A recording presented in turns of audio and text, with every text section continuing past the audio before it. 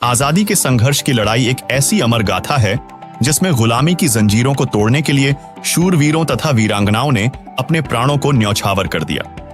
चाहे बात करें मंगल पांडे के संघर्ष की, रानी लक्ष्मीबाई जैसी वीरांगनाओं की वीरता की, भगत सिंह, राजगुरु, सुखदेव जैसे वीर सपूतों के बलिदान की, या महात्मा गांधी, सुभाष चंद्र बोस जैसे अनेक स्वतंत्रता सेनानियों की, जिन्होंने अपने जीवन को स्वाधीनता के लिए कुर्बान कर दिया।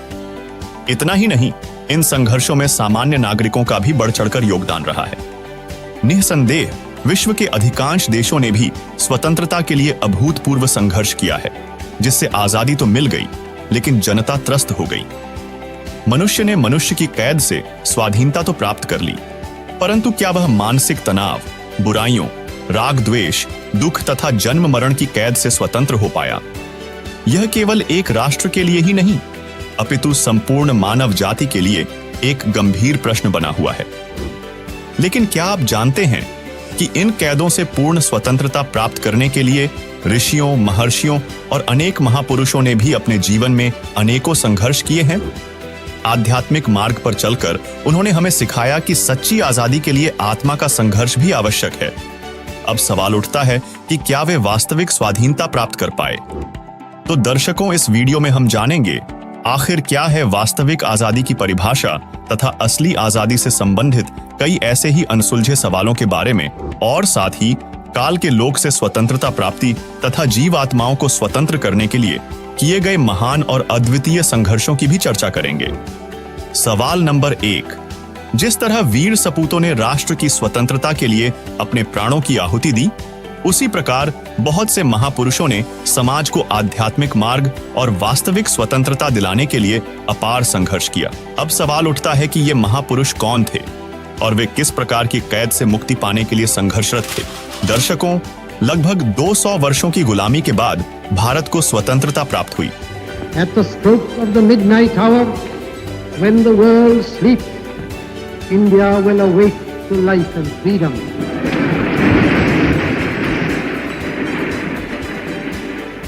इसमें अनेक स्वतंत्रता सेनानियों, क्रांतिकारियों और वीरांगनाओं का अमूल्य योगदान रहा। यह स्वाधीनता हजारों शहीदों और क्रांतिकारियों के बलिदानों का परिणाम है।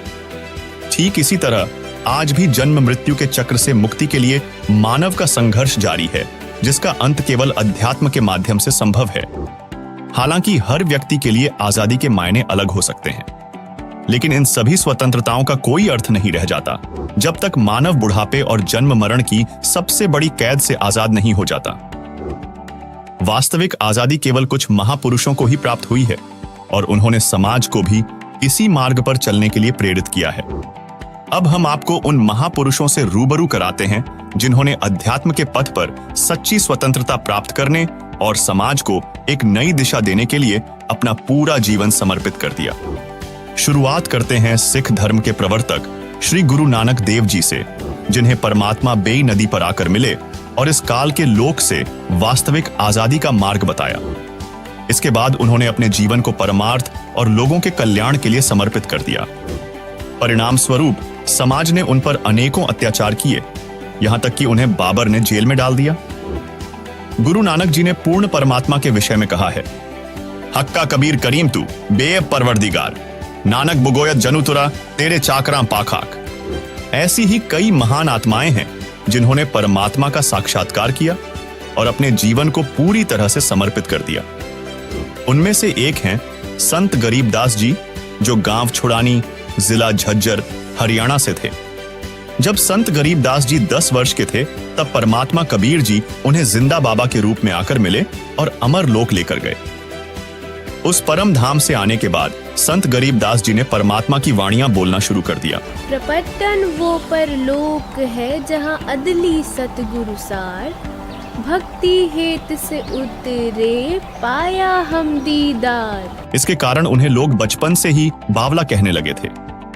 संत गरीबदास जी महाराज ने अपनी वाणी में बताया है, हम सुल्तानी नानक तारे, दादू को उपदेश दिया, जात जुलाहा भेद ना पाया, काशी माहे कबीर हुआ। इतना ही नहीं, ऐसे अनेकों महापुरुष हुए हैं जिन्होंने ऐसे ही अद्भुत संघर्ष किए हैं। जिस परमात्मा के पाने के लिए और जिस लोक में जाने के लिए महापुरुषों ने ऐसी कुर्बानियां दी, तो कैसा है वो भगवान, कैसा होगा वो देश, ये अंडरस्टूड है। वही कबीर साहेब जी भक्ति आंदोलन के एक प्रमुख संत और कवि थे। वे अपने समय में अत्यंत प्रभावशाली और प्रेरणादायक महापुरुष रहे हैं, जिनका पाखंडवाद के खात्मे की दिशा में योगदान आज भी विश्व प्रसिद्ध है। कबीर जी समाज में व्याप्त जातीय, धार्मिक और सामाजिक भेदभाव तथा कर्मकांड के खिलाफ थे। इस कारण उस समय के धर्म गुरुओं और धर्म के ठेकेदारों ने कबीर जी को मारने के लिए 52 यातनाएं दी, लेकिन वे समर्थ शक्ति थे और लोग उनका कुछ भी बिगाड़ न सके।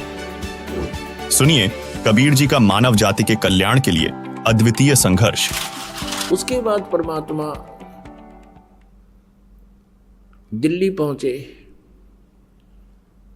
अब दिल्ली में जाकर शेख तकी ने दूध मुस्तार दिया, सब मुसलमानों को इकट्ठा किया कि राजा काफिर बन गया है, ये हो गया है, और भाइयों देख लो तुम ही, फिर बात बिगड़ेगी। तो मुसलमान कहने लगे पीर जी फिर क्या इलाज हो। कहा कि तुम सब मेरे साथ चलो, एक काफिर आया हुआ है और वो उसने राजा पर कोई जादू जंत्र कर रखा है, वो तो उसके सिवा किसी की मानता ही कुछ नहीं है। आप मेरे साथ चलो और उसकी परीक्षा लेंगे। उसको उबलते हुए तेल के, सरसों के तेल के कढ़ाई में हम डाल कर देखाएंगे, वो मर गया तो ठीक से, और नहीं मरा तो मान लेंगे ये भगवान है, अल्लाह है। सब ने कहा ठीक है शेख तकी।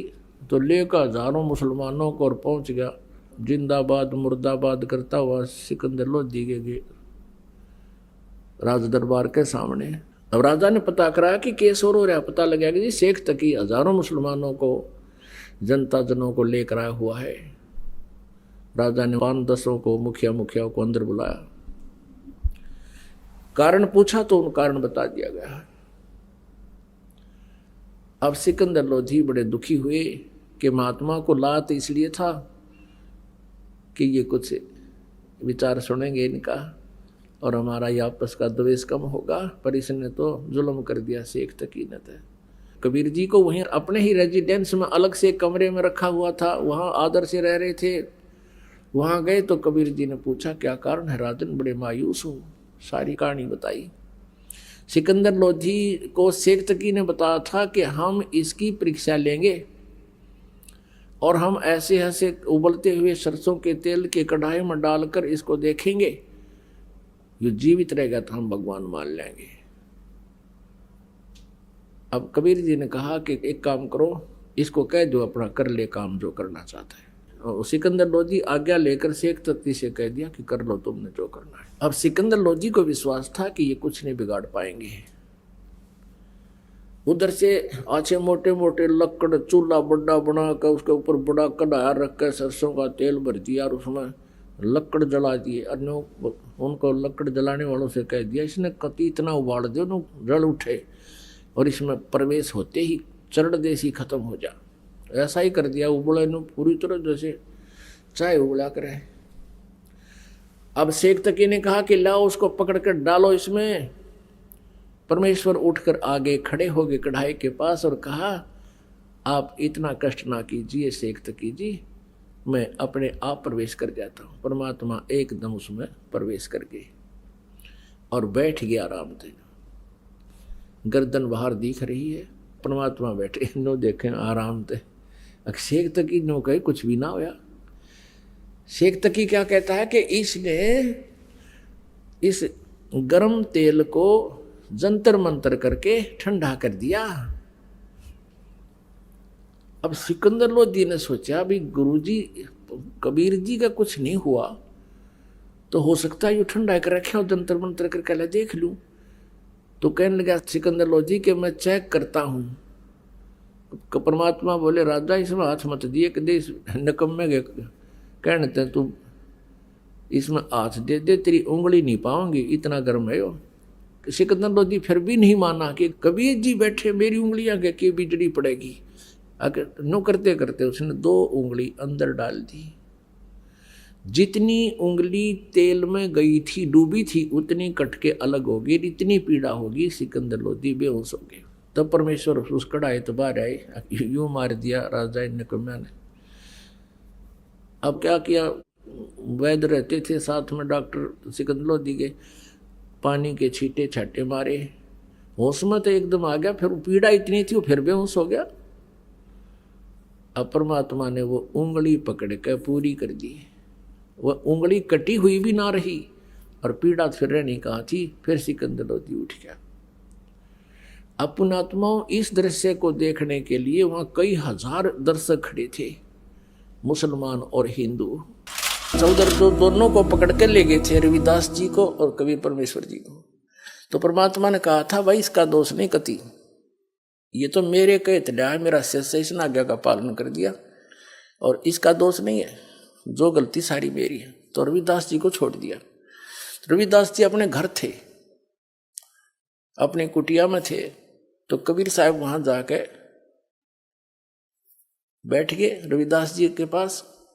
उन सब ने देखा कि वो तो डूब डाब लिया, खूब मिठाई मुठाई बांटे, गाँव में गीत सुरीले। फिर उनके मन में आया कि रविदास जी कहा करते हुए भगवान आ रहा है, चलो अब उसको पूछते तेरा भगवान कहाँ है। तो उसके पास गए, सारे इकट्ठे हो गए, पूरा ग्रुप का ग्रुप, टोल का टोल, झुंड का जुलूस का जुलूस। और जाके कहने लगे रविदास, हाँ जी, बाहर खड़े हुए आके, हाँ जी कैसे आए, कि कहा तेरा भगवान। उसको फिर गए उसके ऊपर रेत। तो रविदास जी बोले किसके विषय बोल रहे हो आप, कि तेरे कबीर के बारे में। क्या हो गया उनको, कि वो डूब गए जल में, दरिया में। रविदास जी कहते हैं आ जाओ, ये बैठे, देख ये मेरे भगवान ये बैठे। उन्होंने देखा झांक झांक सारे, वो फिर चिंगर गए। फिर गए सिकंदर के पास, जो तो डूबा नहीं, वो तो जादू जंतर जानता है, वहां छुप कर बैठ गया है। फिर पकड़ ले आए, खुन्नी हाथी से मरवाओ इसको अपने सामने, जब विश्वास होगा हमारे।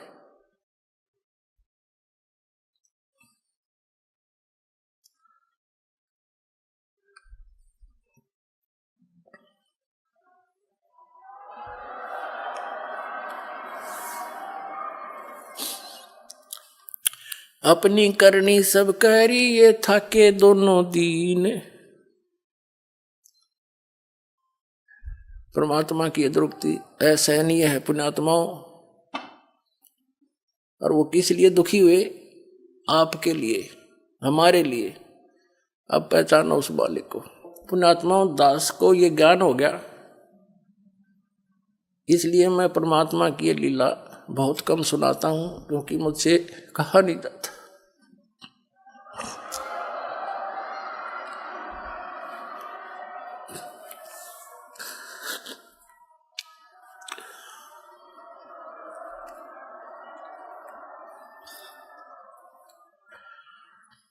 अपनी करनी सब करी, थाके दोनों दीन। गरीबदास अब जुल्ह दी, बैठ गए जलमीन। परमात्मा कहते हैं, गरीबदास जी कहते हैं, परमात्मा ने जब देखा ये तो सारे काम कर लिए ने, जो करना था, सारे अस्त्र शस्त्र प्रयोग कर लिए, अब ये यहीं दुखी होते रहेंगे। बैठ गए जलमीन, यानी जल के अंदर चले गए मालिक। डूब्या डूब्या सब कहें, हो गए गारत गोरे। गरीबदास कबले धनी, तुम आगे क्या जोर। अब हमारी जो वृत्ति है ये सदा से ही खराब है। हम उस परमात्मा पर विश्वास कर नहीं रहे और सिकंदर लोधी की प्रशंसा कर रहे हैं कि हे कबले धनी, हे महाराज, हे सम्राट, आपके आगे के पार बसावत ही। आखिर में डूबना पड़ा उसने। वहां ये शब्द बोले हमने, क्या कहते हैं, डूब्या डूब्या सब कहें, हो गया गारत गोरे। यानी कति गारत गोर माने कति डूब गया, खत्म हो गया सदा के लिए। गरीबदास कबले धनी, तुम आगे क्या जोर। सिकंदर लोधी से कहते हैं कि आप आगे किसकी बसाव, आप तो राजा हो, सम्राट है। आनंद मंगल होते हैं ये बटे बधाई बेग। गरीबदास उस जुल्हदी पर फिर ग्यारे तीरेग। अब सब लोग खुश हो रहे हैं, जो कबीर जी डूब गए परमात्मा, और उसके ऊपर रेत, रेग माने गारा, या उसके ऊपर उसके सौ पर जमगी होगी, क्योंकि ऐसे फलों में नीचे दब के जमुना का, गंगा का रेत दाब लेता है नीचे। उस दृष्टिकोण से कह रहे हैं आनंद मंगल होते हैं ये बटे बधाई बेग।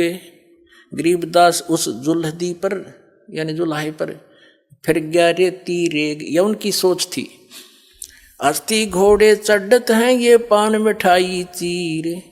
गरीबदास काशी खुशी वो डूब गे गंग कबीर। सब खुशी मना रहे हैं, हाथी पर चढ़ का बैंड बाजा बजा रहे के डूब गया गंगा में कबीर।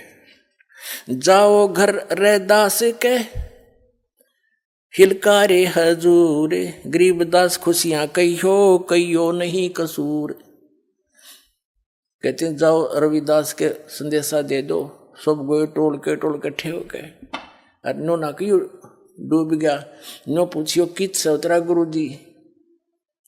जब परमात्मा रविदास जी ने कहा ये बैठे मेरे गुरु जी कहाँ जा रहे थे।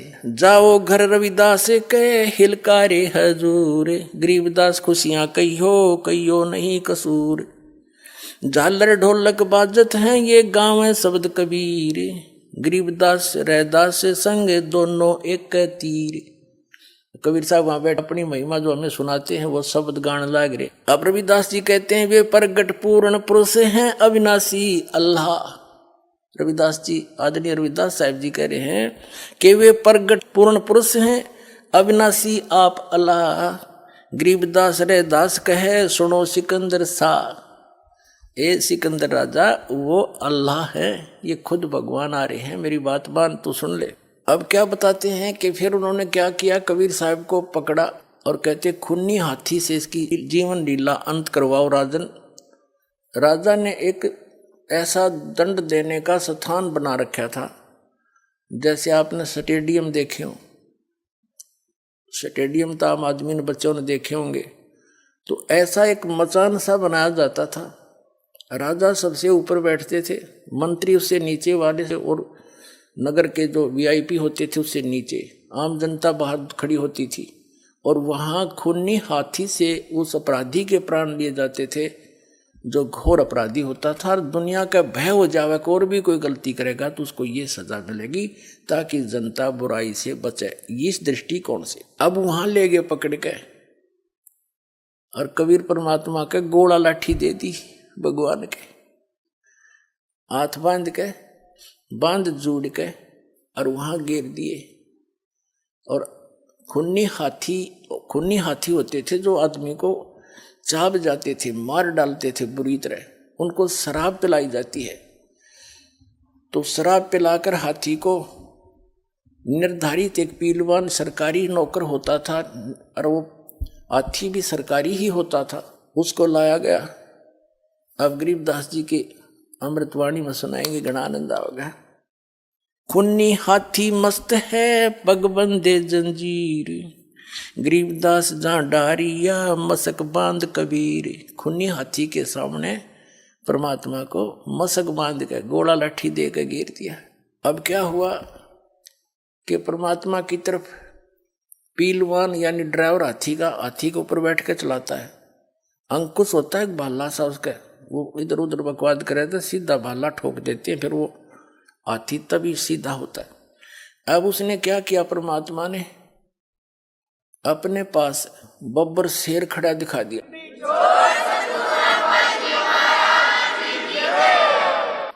बब्बर शेर खड़ा दिखाई दिया। हाथी ने चिंगाड़ मारी और वापस भाग लिया डर के। अब वो पीलवान उसको वापस करता है और केवल हाथी को दिख रहा है वो सिंह शेर, और किसी को नहीं। और वो अपनी नौकरी के डर से उसको पता था पीलवान को, हाथी के ड्राइवर को, कि अब मुझे सजा मिलेगी। आज मेरा कौन सा दुर्भाग्य आगे अड़ गया कि हाथी भाग गया। राजा का काम पूरा हुआ नहीं, उसका सीधे भाले ठोक के बराबर आते ऊपर अंकुश मारे, उसको फिर सीधा करके लिया, वो देख कर फिर भागे। परमात्मा ने सोचा कि इस जीव को यो पीलवान घना दुखी करेगा, क्योंकि सारे जीव ही उसके, वो दयालु है। तो उसने उस पीलवान को और दर्शन दे दिया, शेर दिखाई दे दिया, और पीलवान भी हाथी तो तले गिर गया। हाथी की तो पीलवान बेहोश हो गया।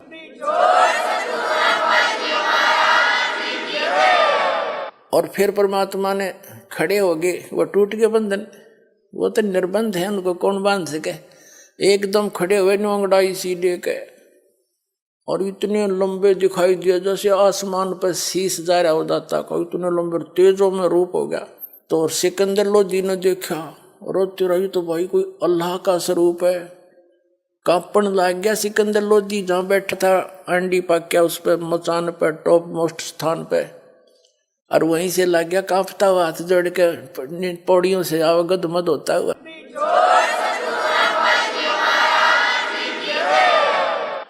चरणों में गिर गया और चरण पकड़ लिए।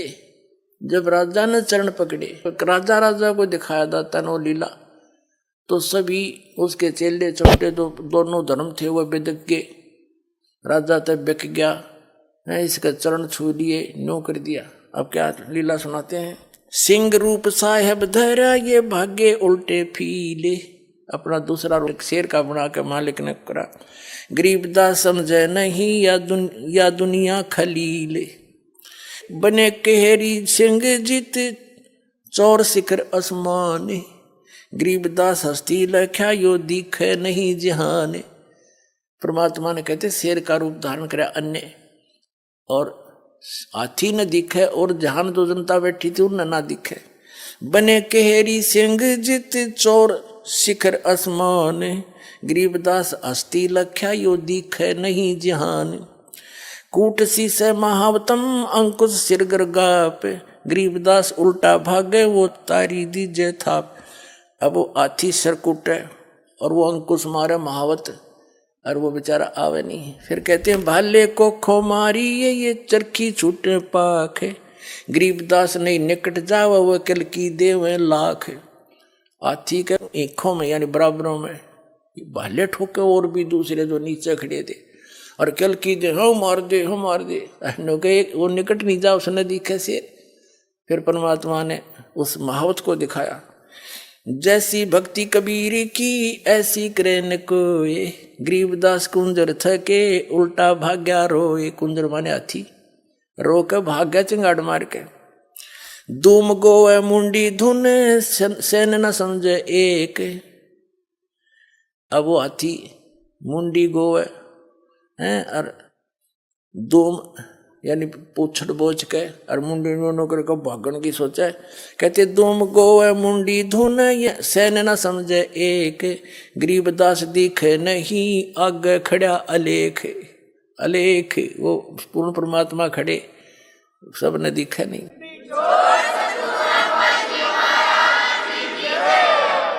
पीलवान देखा तब खड़ा केरी संगे। पीलवान ने देखा महावत ने, पीलवान देखा तब ये खड़ा केरी संग। गरीबदास आए तो हाँ धर्मौला बहुरंगे। खुद मौला खुद मालिक आए हैं अन्य रूप बना के। उतरे मौला अरस्त, उतरे मौला अरस्त। मौला माने मालिक, कुल धनी, सतलोक से ऊपर से अर्श से आसमान से उतरे हैं। उतरे मौला अरस्त भाव भक्ति के हेत। आप अपने बच्चों के प्यार में भक्ति यथार्थ भक्ति देने के लिए वो मौला मालिक खुद उतर के आया है। उतरे मौला अरसत भाव भक्ति के हेत। गरीबदास तब सहा लखे कबीर पुरुष सहेत। लीला की कबीर ने दो रूप में रह दी से।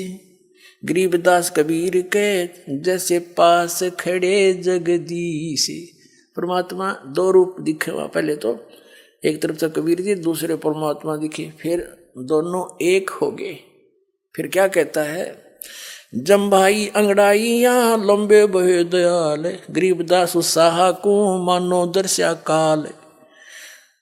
कोट चंद्र शशि भाने मुख गिरद कुंड दुम लीले। गरीबदास ता नाटक के वह भाग गए रणफील। परमात्मा कहते हैं माथे पर जैसे चंद्रमा और मुख जैसे सूर्य की तरह चमक रहा हो, इतना सुंदर था।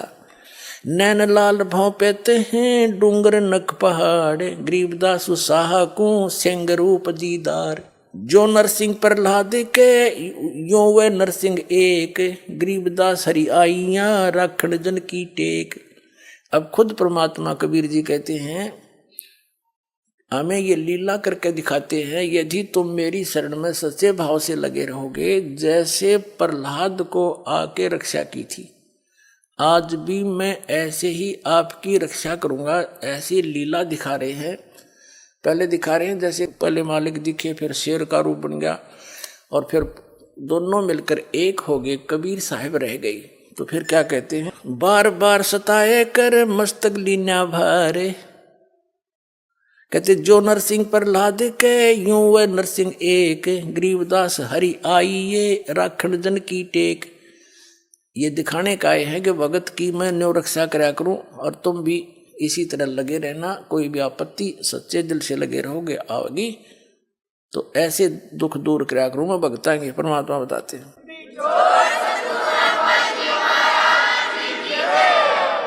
बार बार सताए कर मस्तक लीना भारे। गरीबदास जी कह रहे हैं उस परमात्मा को बार बार सता के उन मूर्खों ने अपने सिर पर भार धर लिया। क्या बिगाड़ा उसका? और समझना चाहिए थे, चरण पकड़ लेने चाहिए थे भगवान। गलती होगी और अपना कल्याण करवाना चाहिए था।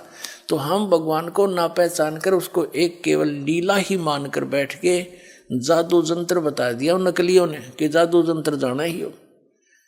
अब दास बताएगा वो कौन थे, वो क्या जानते थे। वो सर्वज्ञ थे, सर्वशक्तिमान थे, हमारे भगवान हैं, हमारे पिता हैं, हमारे लिए भटक रहे हैं। अब उसको हम पहचानेंगे। ता सिंह लोलीन भया परचा इब की बार, गरीबदास सा यूं कहे अल्लाह दिए दीदार। अब वो सिकंदर लोधी कहता है, फिर देख कर सुन काशी के पंडितों और काजी मुल्ला पीर, गरीबदास इसके चरण ले लो यो अल्लाह अलेख कबीर। सुन काशी के पंडितों और काजी मुल्ला पीर, गरीबदास इसके चरण लो यो अल्लाह अलेख कबीर।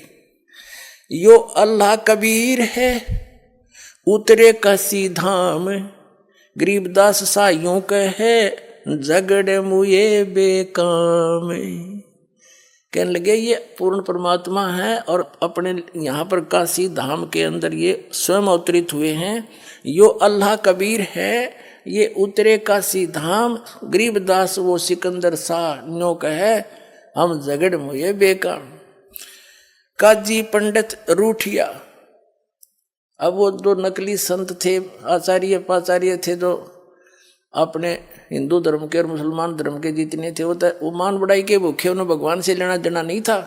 ना इतनी लीला देख के पत्थर पिघल जा, लोहा पिघल जा, वो पत्थर से भी बुरे दिल के हो जाते हैं। ये संत महंत बन जाते हैं जो थोड़ी सी प्रभुता पाके 10 आदमी सलूट करनी हो जा और भगवान से कोसों दूर रह जाते हैं, जनता को भी रख देते हैं। लेकिन ये भी नहीं छोड़ेंगे उनको, अब बिल्कुल सफाई कर देंगे उनके ज्ञान के आधार से।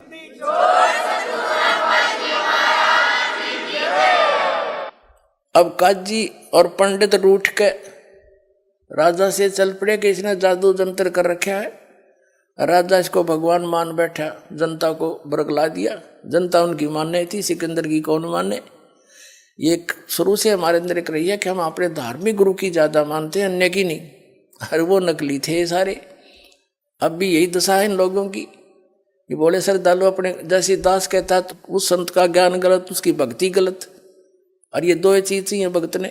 तो वो शिष्य अपने ही गुरु से पूछता है जाके।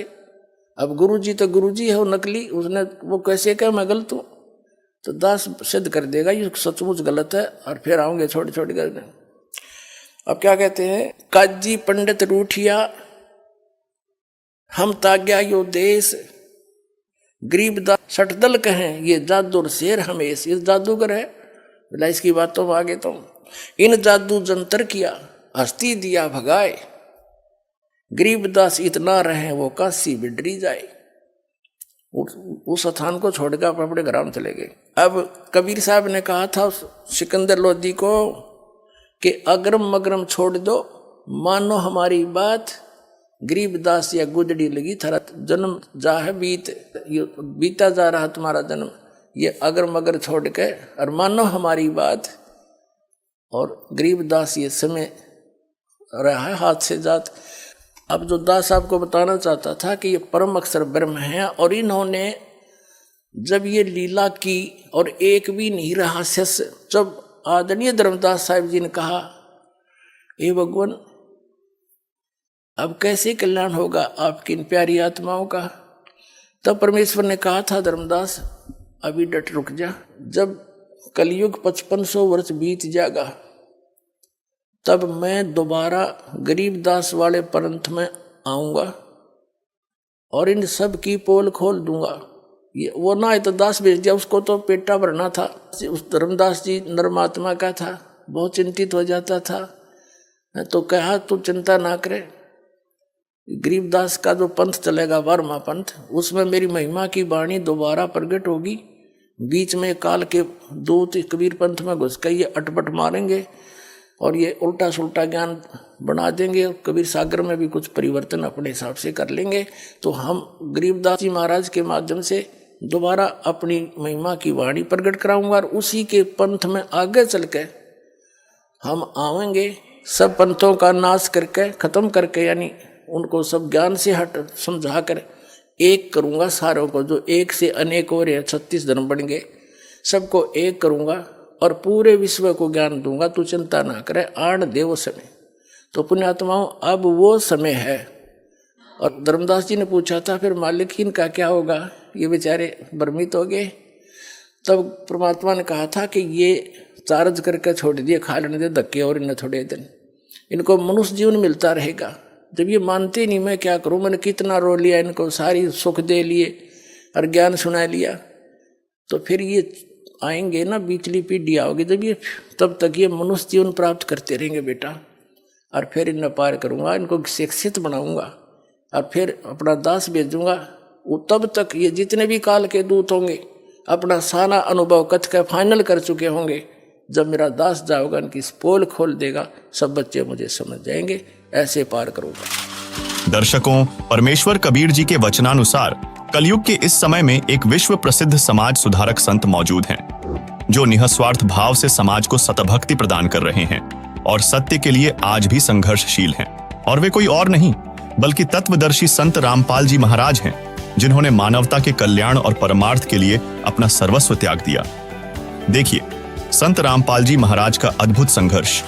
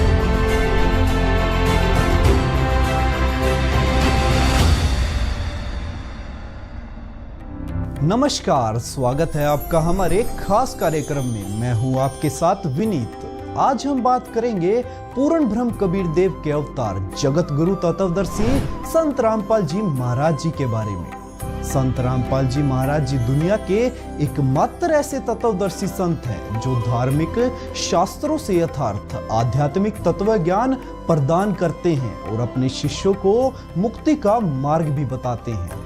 इस कार्यक्रम में आपको ये भी बताएंगे कि कैसे संत रामपाल जी महाराज जी इतने कष्ट झेलने के बाद भी लोगों को सच्चा मार्ग प्रशस्त कर रहे हैं। महाराज जी से जुड़े और भी कई अन्य विशेष जानकारियों के लिए आप बने रहे और देखिए हमारी यह पूरी पेशकश।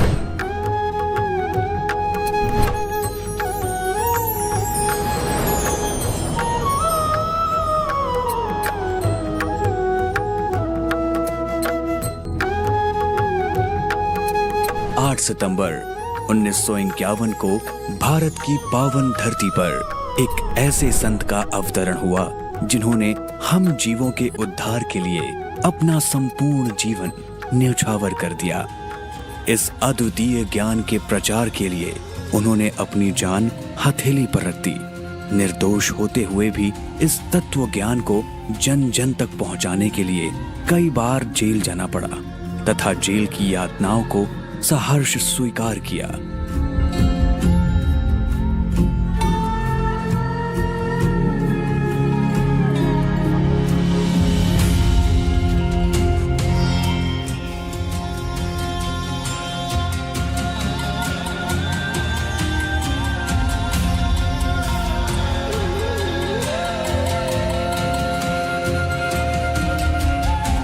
नौकरी, घर परिवार सब कुछ त्याग दिया। ऐसे महान संत जो परमार्थ के लिए अपना सर्वस्व वार दे, इस धरा पर यदा कदा ही प्रकट होते हैं।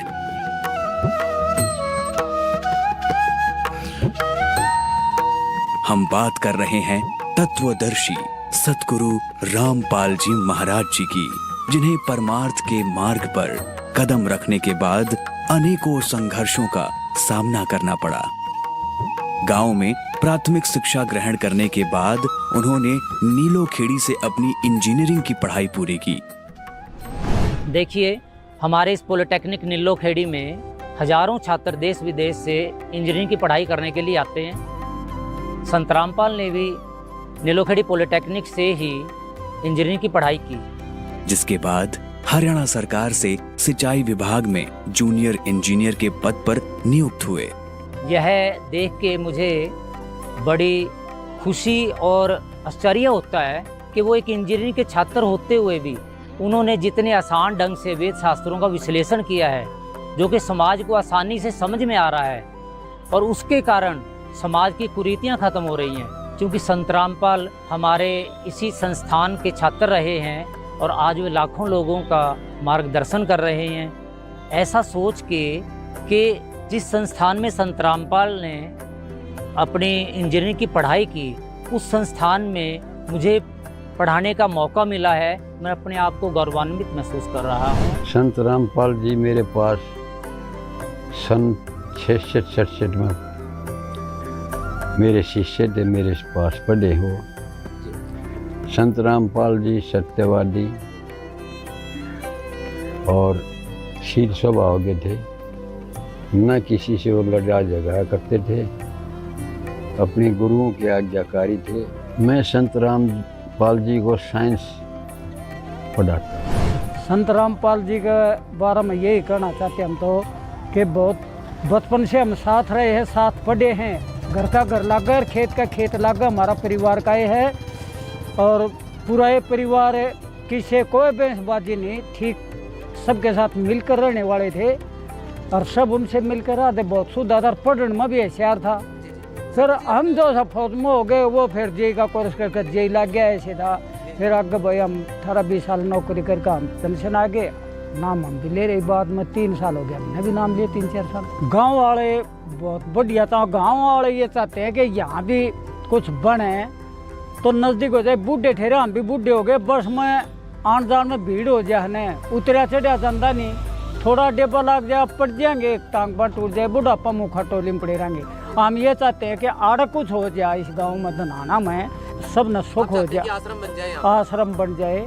तो मतलब नज़दीक क्या न बेर गाँव वाले न बूढ़े ठहरा न सब न सुख हो जाए और सबके साथ मिलकर रहने वाला है। देश में आज इसका डंका बाज रहा है कोई आदमी, ठीक है, कबीर पंथिया में है कोई आदमी।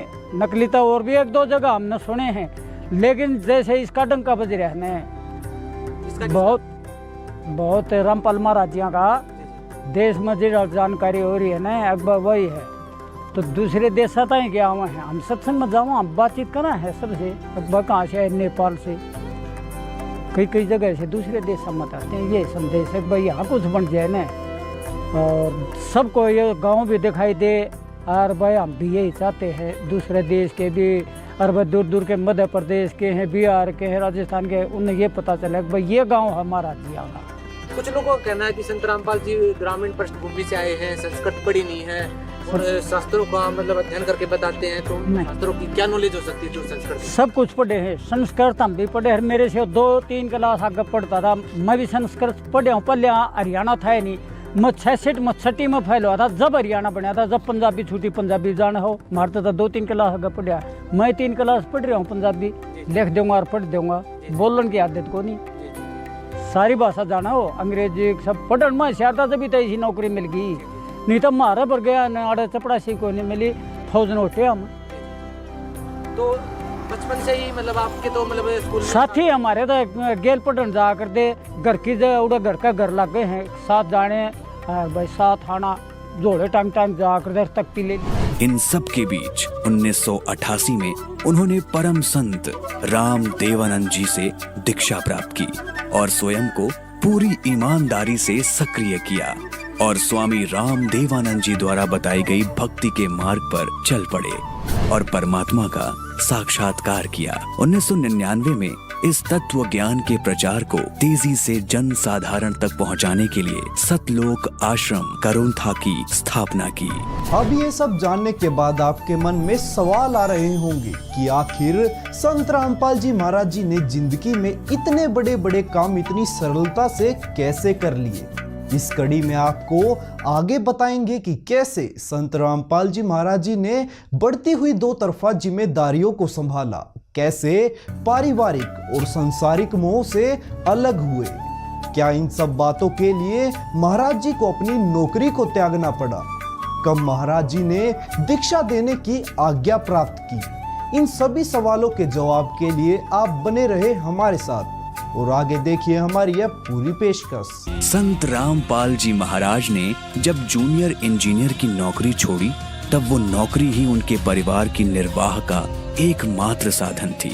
संत रामपाल जी महाराज को संतान रूप में 2 पुत्र 2 पुत्रियां हैं, लेकिन अपने सतगुरु जी के आदेश का पालन करने के लिए और परमात्मा के बच्चों के उद्धार के लिए उन्होंने अपने परिवार और बच्चों को भगवान के भरोसे छोड़ दिया और परमात्मा के लिए अपना जीवन समर्पण कर दिया। उन्होंने अपने कुछ भक्तों के सहयोग से गांव-गांव, नगर-नगर जाकर सतज्ञान का प्रचार किया और सर्व धर्मों के शास्त्रों का अध्ययन किया और उनमें से परमात्मा का सच्चा ज्ञान निकालकर भक्त समाज के सामने रख दिया। दिन रात सत्संग किए, पुस्तकें लिखी। पारिवारिक और सांसारिक मोह को त्यागने के बाद जब संत रामपाल जी महाराज जी लोगों को मार्गदर्शन दिखाने लगे तब रास्ते में कई तरफ की कठिनाइयां आई, लेकिन कहते हैं ना, समय का पहिया चलता रहता है और सच्चाई और ज्ञान मनुष्य से दूर रह ही नहीं सकता। संत रामपाल जी महाराज जी की मेहनत और परमेश्वर कबीर जी के आशीर्वाद से सत्य ज्ञान बहुत तेजी के साथ फैलता चला गया। सत भक्ति करने से भक्तों के दुख दूर होने लगे और हजारों की संख्या में श्रद्धालु संत रामपाल जी महाराज जी से दीक्षा लेने लगे। लेकिन यह सफर भी संत रामपाल जी महाराज जी के लिए इतना आसान नहीं रहा। कैसे रहा संत रामपाल जी महाराज जी का यह सफर, अब आपको आगे दिखाते हैं संत रामपाल जी महाराज जी का यह सफरनामा। संत रामपाल जी महाराज 20-20 घंटे विश्व कल्याण के लिए परमार्थ के कार्यों में लगे रहे। परमेश्वर कबीर साहिब का ज्ञान ऐसा था जैसे तोप का गोला हो जिसके आगे कोई टिक नहीं सका।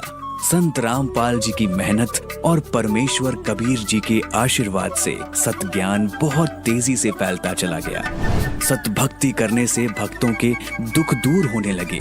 संत रामपाल महाराज जी ने पहले सर्व धर्मों के पवित्र ग्रंथों में से परमात्मा के ज्ञान और सही साधना के प्रमाण दिए। उसके बाद नकली पंथों और गलत साधनाओं में फंसे हुए श्रद्धालुओं को निकालने के लिए उन्हीं नकली धर्म गुरुओं की पुस्तकों से उनके गलत ज्ञान की पोल खोल कर रख दी। उन नकली संतों महंतों के विचार कबीर परमेश्वर जी की वाणी तथा शास्त्रों में प्रमाणित तथ्यों से भिन्न थे। 2003 में संत रामपाल जी ने टीवी चैनलों के माध्यम से सत ज्ञान देना शुरू किया और पाखंडी महात्माओं के ज्ञान का लाइव पर्दाफाश कर दिया। संत रामपाल जी महाराज एक ऐसा नाम जो आध्यात्मिक जगत के सच्चे संत हैं और सबसे बड़ी बात समाज सुधार के लिए प्रयत्नशील जगत गुरु तत्वदर्शी संत रामपाल जी महाराज ने लाखों लोगों का जीवन बदल दिया। लाखों लोगों के लिए प्रेरणा स्रोत हैं और इन्होंने शास्त्रों के अनुसार एक भगवान और एक भक्ति के सिद्धांत को स्थापित किया। वे विश्व विजेता संत हैं जिन्होंने विश्व के सभी संतों, गुरुओं, शंकराचार्यों और धर्म गुरुओं को ज्ञान चर्चा में निरुत्तर किया है। संत रामपाल जी महाराज का उद्देश्य समाज का सुधार करना भी है, जो अभी भी कर रहे हैं।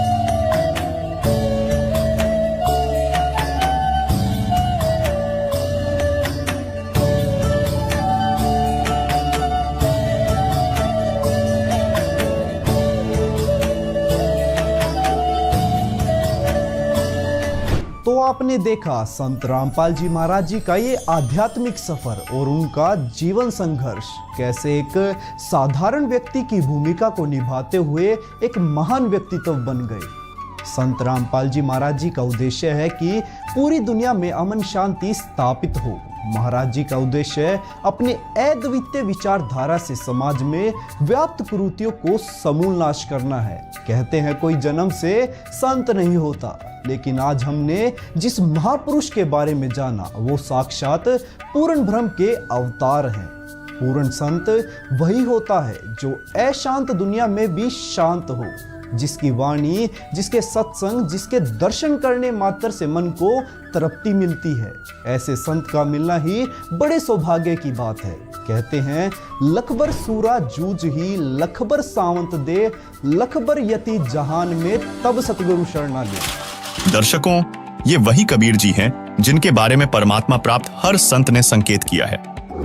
लेकिन क्या संत और कवि कहे जाने वाले कबीर जी को वास्तव में परमात्मा कहना सही है? जानने के लिए आगे बढ़ते हैं अगले प्रश्न की ओर। सवाल नंबर 2, क्या कबीर जी वास्तव में पूर्ण परमात्मा है? इसका क्या प्रमाण है? साथ ही वास्तविक आजादी के मूल मंत्र कौन से हैं?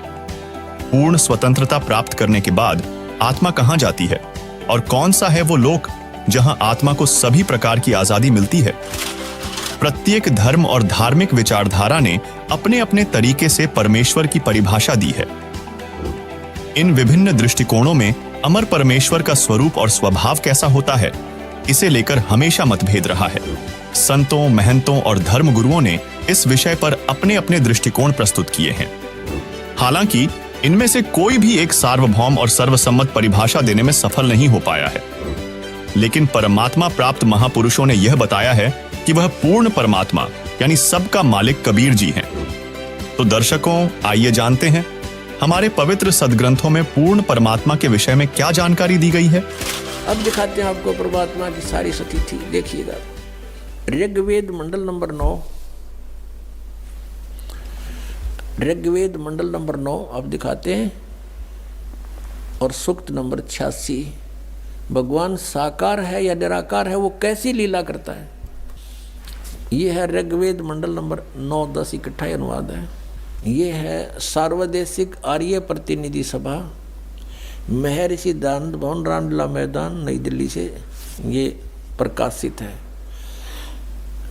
और ये मुद्रक है Prince offset printer 1510 Pataudi house, Daryaganj, नई दिल्ली से ये छपा है। छपा खाना इसका ये।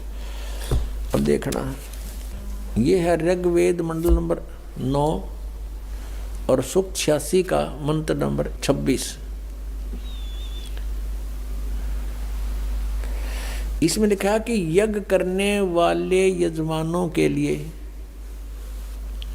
परमात्मा, यज्ञ करने वाले माने धार्मिक अनुष्ठान यानी साधना करने वाले यजमान माने भक्तों के लिए परमात्मा सब रास्तों को सुगम करता हुआ उनके विघ्नों को मर्दन करता है और उनको पवित्र करता हुआ और अपने रूप को सरल करता हुआ वह कांति में परमात्मा, यह लिखना था कबीर देव कवि कोई भी सर्वज्ञ नहीं हो सकता जिसको सारा ज्ञान हो। कवि कविता बना सकता है, ये कबीर देव लिखना था यहाँ पर, वो कबीर देव विद्युत के समान यानी आकाशीय बिजली की तरह सेकंड में नीचे आ जावे, क्रीड़ा करता हुआ, ऐसे लीला करता हुआ। वर्णीय पुरुष को यानी अच्छी आत्मा को प्राप्त होता है, अच्छी आत्मा को आके मिलता है। वो जैसे आदरणीय धर्मदास जी को मिले, आदरणीय नानक साहिब जी को मिले, आदरणीय मुल्कदास साहिब जी को मिले, आदरणीय दादू साहिब जी को मिले, आदरणीय गरीबदास साहिब जी गांव छुरानी जिला जज्जर हरियाणा वाले को मिले, आदरणीय गीसा दास साहिब जी गांव खेखड़ा यूपी मेरठ वाले को मिले। तो अच्छे पुरुष को आकर प्राप्त होता है। वो कहाँ रहता हो भगवान? 27वें श्लोक में, ऋग्वेद मंडल नंबर 9 और सूक्त नंबर 86 का 26 पढ़कर 27 में पा गए। इसमें इन्होंने ये जो निराकार मानते थे भगवान को और वेद बता रहे हैं, वह परमात्मा प्रकाश पुंज को, परमात्मा को, जो परमात्मा ध्युलोक के तीसरे पृष्ठ पर विराजमान है वहाँ रहता है। तीसरे एक स्थान पर रहता है ध्युलोक के, यानी उस तेजो में लोक सतलोक के एक स्थान पर, तीसरे स्थान पर विराजमान है, स्थान पर विराजमान है, वहाँ रहता है। निराकार क्यों करो है भगवान जब वहाँ बैठा है? आगे दिखाते हैं। ये है ऋग्वेद मंडल नंबर 9 सूक्त 82 का, ऋग्वेद मंडल नंबर 9 और सूक्त 82।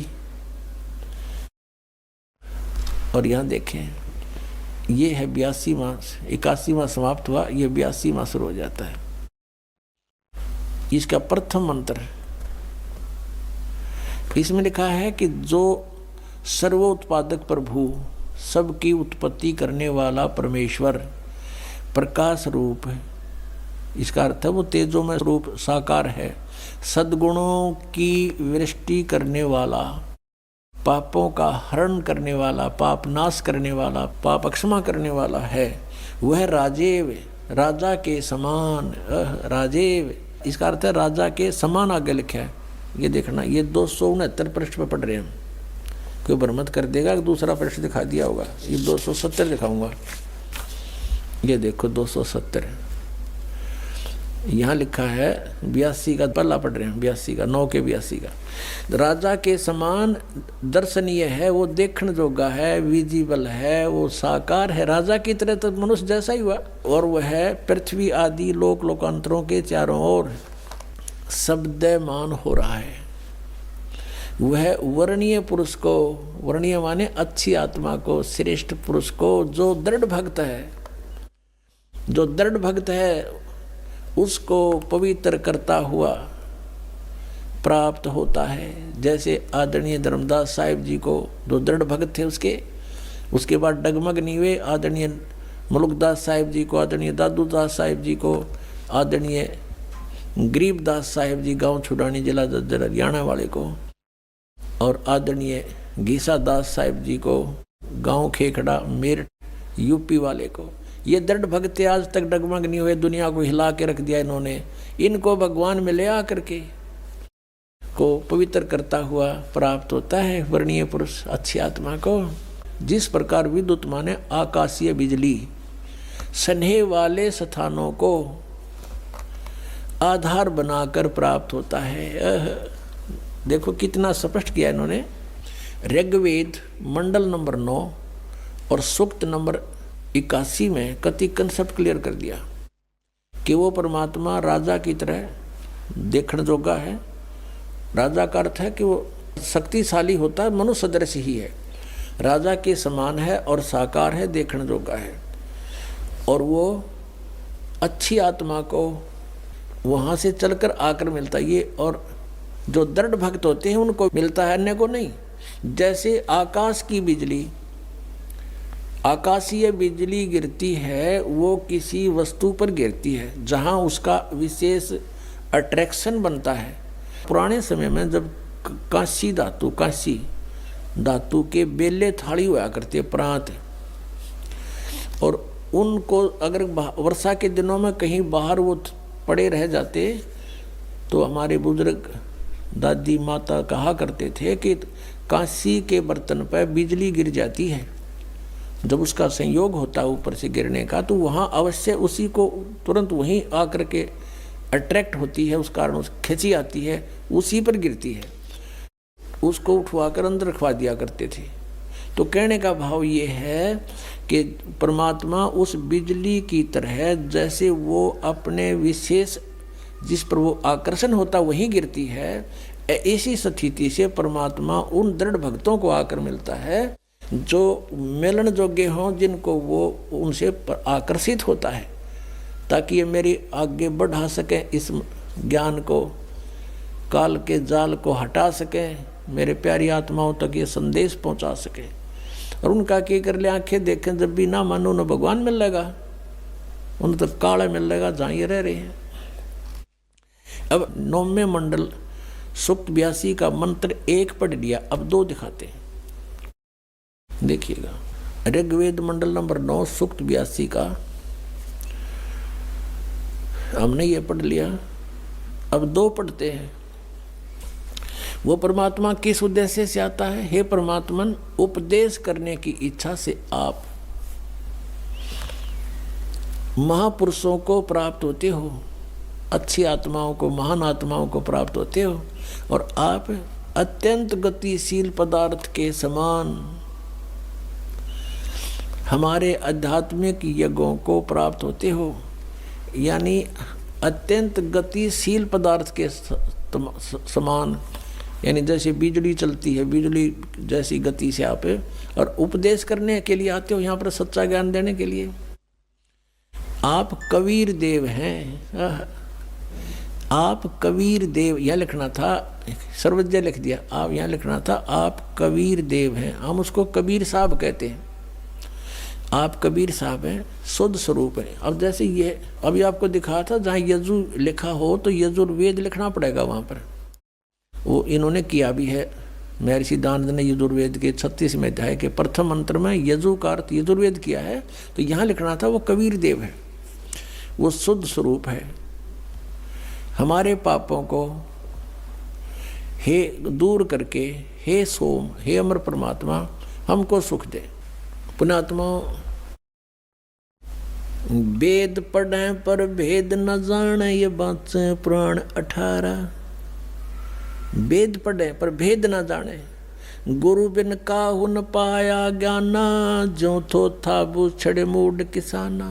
गुरु बिन वेद पढ़े जो प्राणी, समझे न सार रहे अज्ञानी। ये अज्ञानी रहे, इन वेदों को पढ़ा करते, और मैं ऋषि को आगे इन कक्का भी नहीं पता था। अब जैसे परमात्मा मनुष्य दृश्य ये सिद्ध होगा, राजा के समान देखने जोगा है, और वहाँ से गति करके आता है, जिन महापुरुषों को मिलता है, जिन महापुरुषों ने मिला उन बताया कबीर इज गॉड।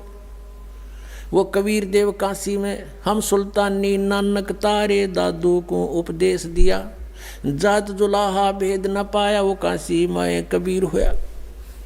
आदरणीय गरीबदास साहिब जी गांव छोड़ानी जिला जद्दर वाले, जिनको भगवान आकर मिले थे, क्या कहते हैं गरीबदास साहिब ने फिर बताया है कि सर्व कला सतगुरु साहिब की, या दुनिया दा जीवन झूठा भूल गए मर जाने नू, और सर्व कला सतगुरु साहिब की हरियाए हरियाणे नू।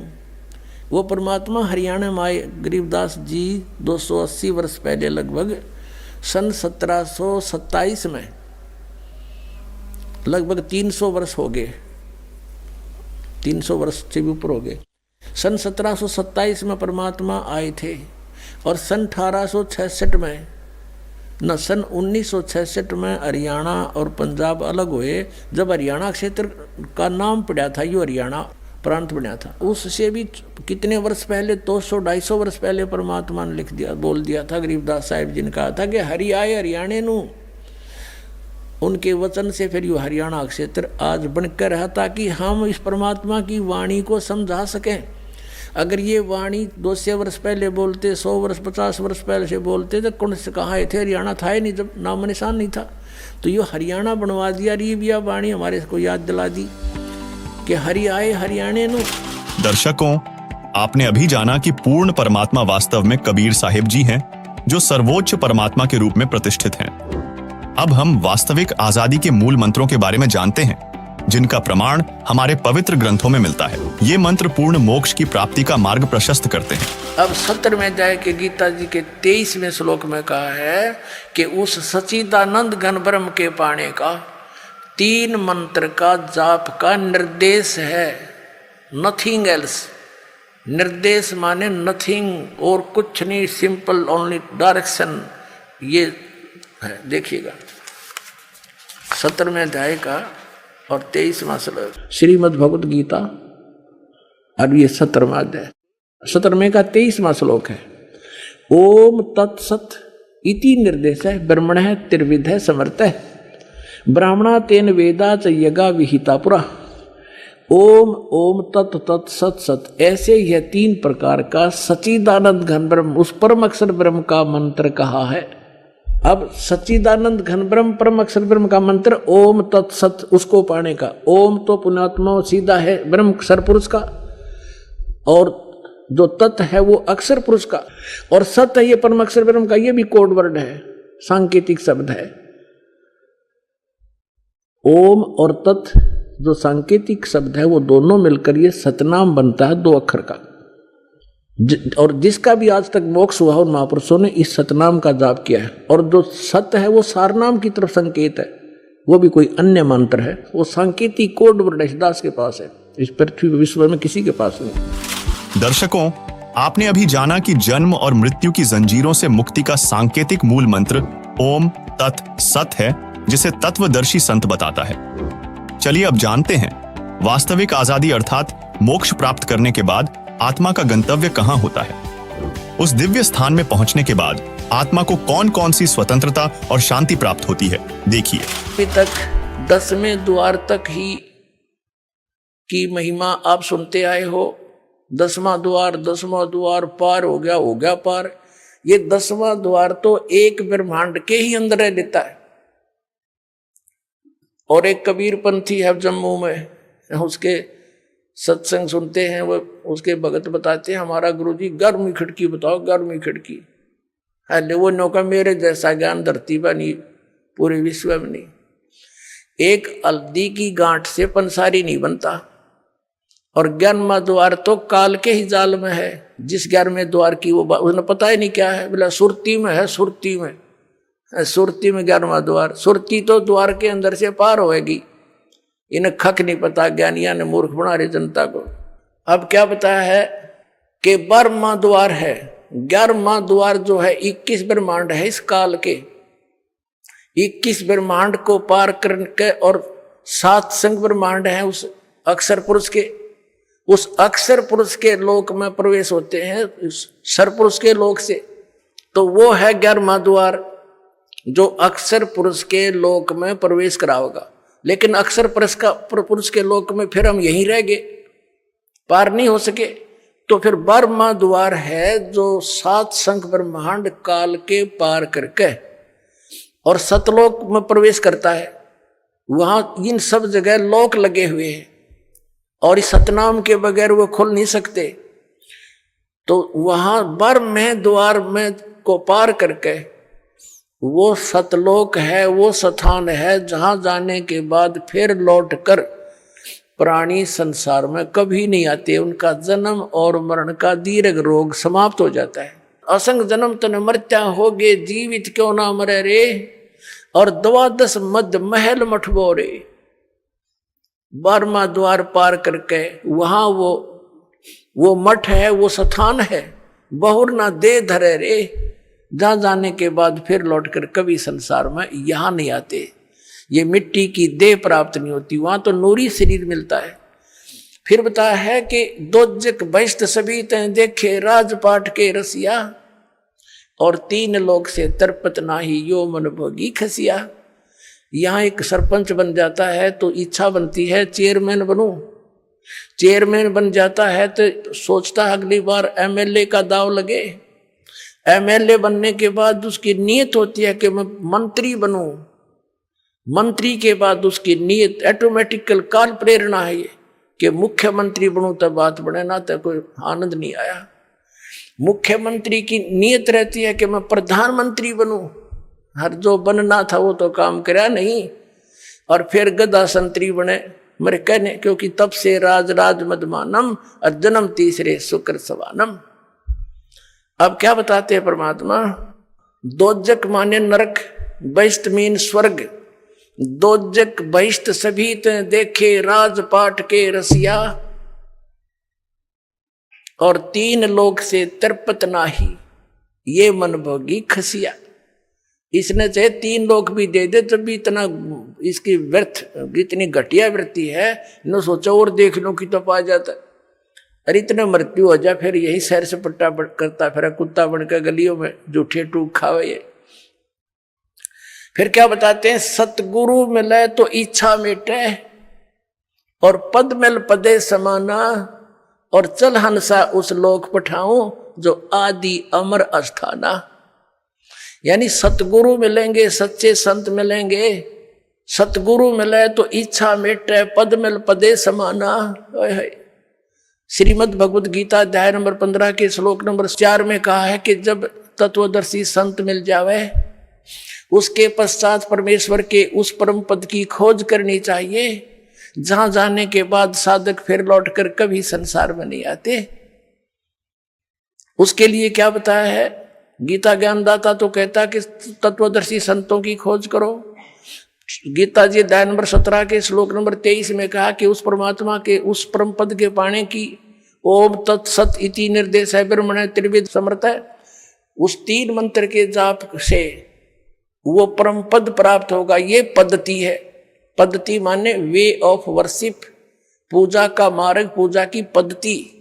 अब यहां देखो ये है सूक्ष्म वेद, ये इस वेद से भी गूढ़ रहस्य रखता है जो आप वेद आप पढ़ते और सुनते आए हो। इसमें क्या बताया है कि सतगुरु मिले तो इच्छा मिटे, वो ऐसा ज्ञान देगा कि यहां से अपने आप मन हट जाएगा और सच्चाई है सारी ये। सतगुरु मिले तो इच्छा मिटे और पद मिल पदे समाना। पद मिलने से, पद माने पद्धति या 3 मंत्र का जाप, ये पद्धति है। जैसे पद्धति में ये सारा प्रोसेस आ जाता है। प्रथम मंत्र ये 7 नाम का सब चैनलों को ऑन करेगा, खोल लेगा, आपका रास्ता साफ करेगा त्रिकुटी तक जाने के लिए। और फिर ये 2 मंत्र का सतनाम, और तीसरा इसके साथ मिलेगा वो सार नाम, सार शब्द, सार नाम, आदि नाम जिसको कहते हैं। इन पूरे प्रोसेस से यह पद्धति है, ये सब मिलाकर पद्धति है। इसको पद कहा संतों ने कि पद मिल पदे समाना। यानी ये पद्धति जब मिल जाएगी, पूरी प्रोसेस भक्ति का एक्यूरेट, तब उस पद में समाओगा जहां जाने के बाद उस परम पद की प्राप्ति होगी, जहां जाने के बाद साधक फिर लौटकर कभी संसार में नहीं आते। सतगुरु मिले तो इच्छा मिटे, पद मिल पदे समाना, और चल हंसा उस लोक पठाऊं जो आदि अमर अस्थाना, जो शाश्वत स्थान है। गीता जी अध्याय नंबर 18 के श्लोक नंबर 62 में कहा कि अर्जुन तू सर्वभाव से उस परमेश्वर की शरण में जा, उसकी कृपा से ही तू परम शांति को और सनातन परम धाम को प्राप्त होगा। फिर क्या बताया है वहां क्या सुख है? 4 मुक्ति जहां चंपी करती, जो इन यहां तुम चौथी 4 मुक्तियां मानते हो इस नकली लोक में, और ये तो अस्थायी है, किसी की नहीं रह सकती। वहां जाने के बाद भी चौथी मुक्ति प्राप्त प्राणी भी पुनः जन्म मृत्यु के अंदर आता है, और वहां ये सुख तुझे सदा बना रहेगा। 4 मुक्ति जहां चंपी करती, यानी तेरे नौकरानी बनकर खड़ी रहेंगी, तेरी सेवा महादर ये सुविधाएं पड़ी रहेंगी तेरे चरणों में वहां सदा। 4 मुक्ति जहां चंपी करती, माया होरी दासी, और दास गरीब अभय पद पर से वो मिले राम अविनाशी। ओए होए,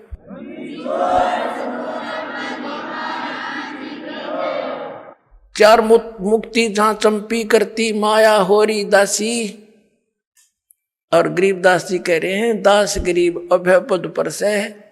वहां कोई चिंता, कोई टेंशन, कोई भय नहीं मृत्यु किसी प्रकार का भी, और वो मिले राम अविनाशी। गीता जी अध्याय नंबर 15 के श्लोक नंबर 17 में कहा है कि उत्तम पुरुष है तू अन्य परमात्मा इति उदारते, ये लोक तरम आविश्य विवर्ती। अवैश्वर है, वो है अविनाशी भगवान, वो परम अक्षर ब्रह्म है, वो कबीर देव है, वो कबीर परमात्मा है। और इस साधना से मिलेगा, जो दास बताओगा ना, कहीं नहीं मिलेगा आपको। बोलो सतगुरुदेव।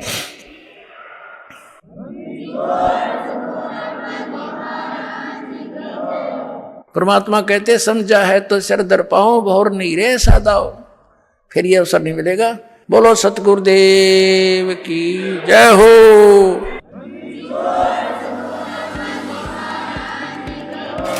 दोस्तों, जन्म और मरण की कैद से पूर्ण स्वतंत्रता प्राप्त करने के बाद जीवात्मा सतलोक में प्रवेश करती है, जहां न तो कोई दुख होता है और न ही कोई कष्ट। यह वही दिव्य लोक है जहां सर्वशक्तिमान कबीर परमात्मा जी का निवास स्थान है। कबीर परमेश्वर जी की असीम रजा से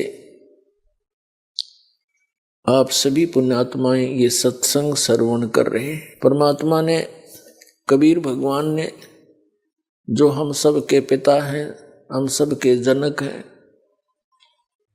उन्होंने आकर के हमें यहाँ ज्ञान कराया है कि तुम यहाँ के वासी नहीं हो।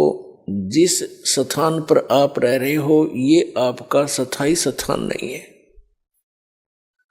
आप प्रतिदिन देख भी रहे हो, सैकड़ों की संख्या में व्यक्ति आपके ही नोटिस में, नॉलेज में, समाचार पत्रों के माध्यम से या किसी और रिश्तेदारी में प्रतिदिन इस सारे साजबाज को छोड़कर अचानक मृत्यु को प्राप्त हो जाती है। ये लोक रहने का है। परमात्मा कहते हैं साथी हमारे चले गए। परमात्मा कबीर जी सारा उदाहरण अपने ऊपर ही एप्लीकेबल किया करते थे। दूसरे ने कहे तो नाराज हो जा। हमको ये मालूम है किसी ने रहना नहीं, सब ने मरना, और किसी ने न्यू कह दे मृत्यु हो जाएगी जब क्या करेगा, तो जिस ज्ञान से पहले न्यू कहा करते क्यों मृत्यु तेरी हो जा, हमारी क्यों है। इसे पक्के हुए बैठे थे कि न्यू किसा कह दिया मृत्यु हो जा, इस बात का दुख मान जाते थे। तो इतनी बुद्धि है हमारी, हम सत्य को स्वीकार करने के आदि नहीं रहे। सामने देखकर भी हम कबूतर की तरह आंखें बंद कर लेते हैं। तो ये आंखें बंद करें काम नहीं चल रहा है, ये खोलनी पड़ेंगी। जैसे पवित्र वेदों में प्रमाण दिया कि वो परमात्मा सतलोक में रहता है, तो उसके तीसरे भाग में 3 पोर्शन है सतलोक के। सबसे ऊपर वाले स्थान पर परमात्मा कबीर जी का अपना निज स्थान, बहुत बड़ा एक मंदिर नुमा गुंबद है, उसके बीच में परमात्मा विराजमान है, यानी बहुत बड़े सिंहासन पे, सिर पर मुकुट है जैसे राजा लोग पहनते हैं। राजा तो असली में वही है, बाकी तो कृत्रिम राजा है। 10 दिन के चौधरी फिर मृत्यु को प्राप्त करके गधे बने पावे, क्या के राजा ही है। अगर राजा है तो वो एक ही है, बाकी तो नकल कर रहे हैं उसकी। सिर पर मुकुट है, ऊपर छत्र है और सुंदर शरीर है परमात्मा का, मनुष्य दृश्य है, उसका नाम कबीर है। 3 पोर्शन है, 3 स्थान अलग, उसमें 3 व्यवस्था है। परमात्मा के दूसरे नंबर पर फिर हंस रहते हैं, यानी केवल नर रूप में। उससे फिर सेकंड लास्ट के अंदर बहुत बड़ा, चारों तरफ बड़े बड़े बाग बगीचे, सदाबहार वृक्ष है, पहाड़ हैं, झरने बहते हैं, सरोवर हैं, बड़े बड़े दरिया और दरियाएं बह रही हैं दूधों की, अमृत सरोवर है। और उसके साथ ही ऐसी ही सृष्टि है, नर और नारी करके ऐसी सृष्टि है। सबके परिवार हैं, बाल बच्चे हैं, बहुत सुंदर सुंदर मकान बने हुए हैं और बहुत बड़े बड़े पार्क हैं वहाँ पर, प्रत्येक परिवार के। जो सुविधा हम यहाँ कोशिश करते हैं, जैसे थोड़ा सा कोई अच्छा रोजगार हो जाए, किसी व्यक्ति का कोई अच्छा अधिकारी बन जाता है तो बड़ी कोठी बनाता है, आगे बहुत बड़ा लॉन बनाता है, उसमें बाग बगीची बनाता है, पार्क बनाता है, उसमें झूले डालता है। ये तो नकली है। कल मृत्यु हो जाए, परसों गदा बना पावे, धीरे धराए रह गए और वो सुख नहीं, मानसिक सबको शांति नहीं किसी। और वहां पर ये सारी सुविधा थी, जिसको यहाँ खोज रहे हैं, या वो वस्तु हो ही नहीं सकती, उसका कुछ एक थोड़ा बहुत एक नकल सी कर रहे हैं, तो वह सब सुविधाएं आपको उपलब्ध है। आपके सभी स्थान जहां आप रहा करते थे वो खाली पड़े हैं। तो परमात्मा क्या बताना चाहते हैं कि आप यहाँ के वासी नहीं हो, आप सतलोक में रहा करते, वहाँ सारे सुख थे, और अपने पैर पर आप कुहाड़ा मार लिया। ये दास एक जूनियर इंजीनियर था, इसमें कंस्ट्रक्शन सिविल के अंदर हरियाणा में इरिगेशन डिपार्टमेंट। तो वहां पर एक बहन अपने 2 बच्चों को लेकर मजदूरी करने आई, और वह लड़की मजदूरों की जैसी नहीं लगे थी। फिर भी कोई इतना विशेष ध्यान नहीं किया, मैं कोई बात नहीं, पता नहीं परमात्मा किस घर में कैसा बालक हो जाए। फिर वो रो रही थी, रोने लगी। कुछ देर बाद दूसरे तीसरे दिन जब हम दोबारा गए, उससे पूछ बैठा, बहन क्या बात है, क्यों रो रही हो? वहीं पर और कई मजदूर बैठे थे, बेलदार वगैरह, उनकी पत्नियां थी। वह बहुत बुरी तरह रो ही रही थी। उसने थोड़ी सी देर बाद से फिर बताई साची कि मैं ऐसे ऐसे एक बहुत बड़े घर की बेटी थी, सेठ है मेरा पिताजी, बहुत बड़ा पैसे वाला, और मुझे सारी सुविधा थी, और जो मेरा पति है ये हमारे यहाँ नौकर रहा करता, और मैं इसके जाल में फंस गई। मैं इतनी प्रभावित होगी, मेरे माता पिता मेरे आगे रो भी दिए, उन्होंने मेरे पैर भी पकड़ लिए, बेटी कुछ भविष्य देख ले तू अपना, तू कहाँ जा रही है, रोटी टाइम पे मिले नेगी, क्या हाल होगा तेरा, लेकिन फिर हम तेरे को घर नहीं बढ़न देंगे, या तू पक्की सोच लिए। मैंने एक नहीं मानी, और इस मेरे पति की बात में इतनी फंस गई, हम वहां से घर से भाग गए। अब ये जो मैं पैसा लेकर आई थी, 1-2-4 लाख रुपए, वो खर्च खरीदी, सारा शराब पीता है। अब मैं मजदूरी करती हूँ और वो मेरे पैसों से शराब पीता है, और बोल लूँ तो मैंने रोज कूटे। अब कोई मेरा वाली वारस रहा नहीं कि तो मैं दुख रोज दूं जाके, मैंने अपने पैर पे आपको आड़ा मार रखे। तो पुण्यात्माओं, आज आपकी वो दशा है, आप उस समर्थ ने छोड़ के इस कंगाल के साथ आ गए, और यहाँ हर एक चीज का टोटा, समय पर टूक नहीं, वर्षा हो जा, 2 दाने हो जा, ना भूखे मर जा, अकाल गिर जा। उस समर्थ को, उस स्थान को छोड़कर आप यहाँ भिखारी बन गए, और वहां सदा व्रत था, यहाँ टाइम पर टूक नहीं मिल रहा। 90% व्यक्ति दुखी है, यहाँ 90% हैंड टू माउथ है, और कम से कम विश्व के 20-30 बल्कि 40% आदमी मांस खा के गुजारा कर रहे, मछली कोई खाने नहीं, ये खाने की चीज है, नरे पाप कमाने। तो कहने का भाव ये है पुण्यात्माओं, हम गलत स्थान पाएंगे, या वह वस्तु है ही नहीं जो हमने, जिसकी हमें आवश्यकता है, अति आवश्यकता है। किस किस चीज की आवश्यकता है? तो मृत्यु नहीं होनी चाहिए। अगर हमारी मृत्यु ना हो, हम फिर भी से ढीठ हो रहे हैं, कोई दिक्कत नहीं, तो हाथ भी कट जाए, पाँव भी कट जाए, मृत्यु ना होनी चाहिए। अरिया भी कंपलसरी। दूसरा, बुढ़ापा नहीं होना चाहिए, कोई वृद्ध होना पसंद नहीं करता, सारे होंगे। फिर आप देख रहे हो यहाँ सारी सुविधा चाहिए, बड़ी कोठी, सबकी इच्छा है बड़ी कोठी हो, कार हो, पार्क हो, डली हो, सरोवर हो स्नान करने। तो ये सुविधाएं आप यहाँ खोज रहे हो, जहाँ 7 जन्म भी 100 असंख्य जन्म नहीं पा सकती आपको। ये सतलोक में है, आपकी ज्यों की त्यों रखी है, वहां आपका सारा सामान सुरक्षित है। लेकिन आपकी बुद्धि कद सेट होएगी जिस दिन आपकी बुद्धि यहां से इस ज्ञान से हटेगी। ये ना सोचना दास कोई एक लोक वेद दंत कथा सुना रहा है या किसी डोम बाट की गाई हुई कथा सुना रहा है। ये तो वो वचन सुना रहा है जो परमात्मा ने स्वयं अपने घर का भेद दिया करके, और जिन महापुरुषों को साथ ले गए फिर वापस छोड़ा। उन्होंने इसलिए छोड़ा था कि ये मेरे गवाह बन जाए, फिर बाद में मेरे बच्चों को गवाही दे जाए कि सचमुच कबीर इज गॉड, कबीर परमात्मा है और सतलोक में ये सारे सुख हैं।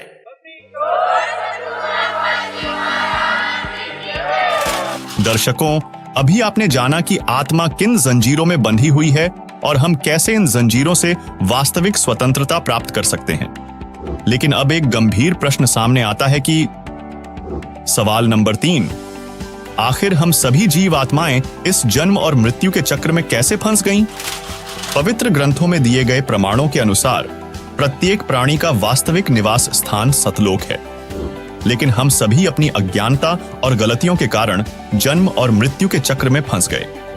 हम सभी जीव आत्माएं काल के झूठे लालच में आकर और अपनी मूर्खता से सुखदायी परमात्मा को त्याग कर काल के जाल में फंस गए। पुण्यात्माओं, हम यहाँ काल के जाल में फंस गए। अपनी गलती के कारण हम यहाँ फंसे हुए हैं। हमारा ये ठिकाना नहीं है। हम सतलोक से आए थे। सतलोक के अंदर हमारे सब मकान वहां पर खाली पड़े हैं। बहुत बड़ा अक्षेत्र है। जैसे इस जीव का स्वभाव है, बड़ी सारी कोठी हो, उसके आगे लंबा चौड़ा लान हो, उसमें बाग बगीचे फूल फलवाड़ी लगी हो, झरने बह रहे हों, तो ये कहाँ थे? ये सोच इसकी कहाँ से आई?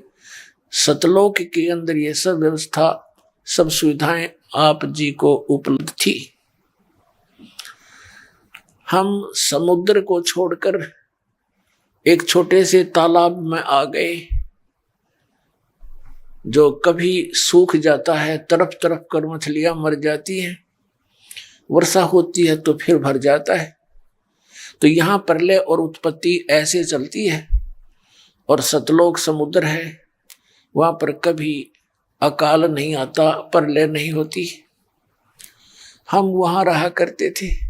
हम यहाँ कैसे फंसे? हम कहां से आए? हम सतलोक से यहाँ क्यों आए? किस कारण से आए? इसकी जानकारी आप जी को सृष्टि रचना से होती है, और वो जानकारी स्वयं परमेश्वर ही आकर दे सकते हैं। सारी सृष्टि की रचना उन्होंने की है। वेदों में लिखा है कि वो परमात्मा अपने द्वारा रची हुई सृष्टि की जानकारी स्वयं ही ठीक ठीक बताते हैं। अथर्ववेद कांड नंबर 4 के अनुवाक नंबर 1 में है। 1 से 7 मंत्र हैं। उन सब में सृष्टि रचना का भिन्न भिन्न विवरण है, कोड वर्डों में है। इस दास ने उसको समझा और सृष्टि रचना के अंदर ये खोल के इन पुस्तकों में लिखा हुआ है। आध्यात्मिक ज्ञान गंगा में, गहरी नजर गीता में, वहां से आप पढ़ सकते हो और सुनाएंगे आपको, वैसे भी सुनाएंगे। पुण्यात्माओं, सबसे पहले केवल एक परमात्मा थे, वो कबीर साहब थे। कबीर साहब जो काशी में, बनारस में एक धानक यानी जुलाहे की भूमिका करके गए। वो अकेले लोक में रहते थे। फिर परमात्मा ने अपने वचन से 3 अन्य लोकों की रचना की।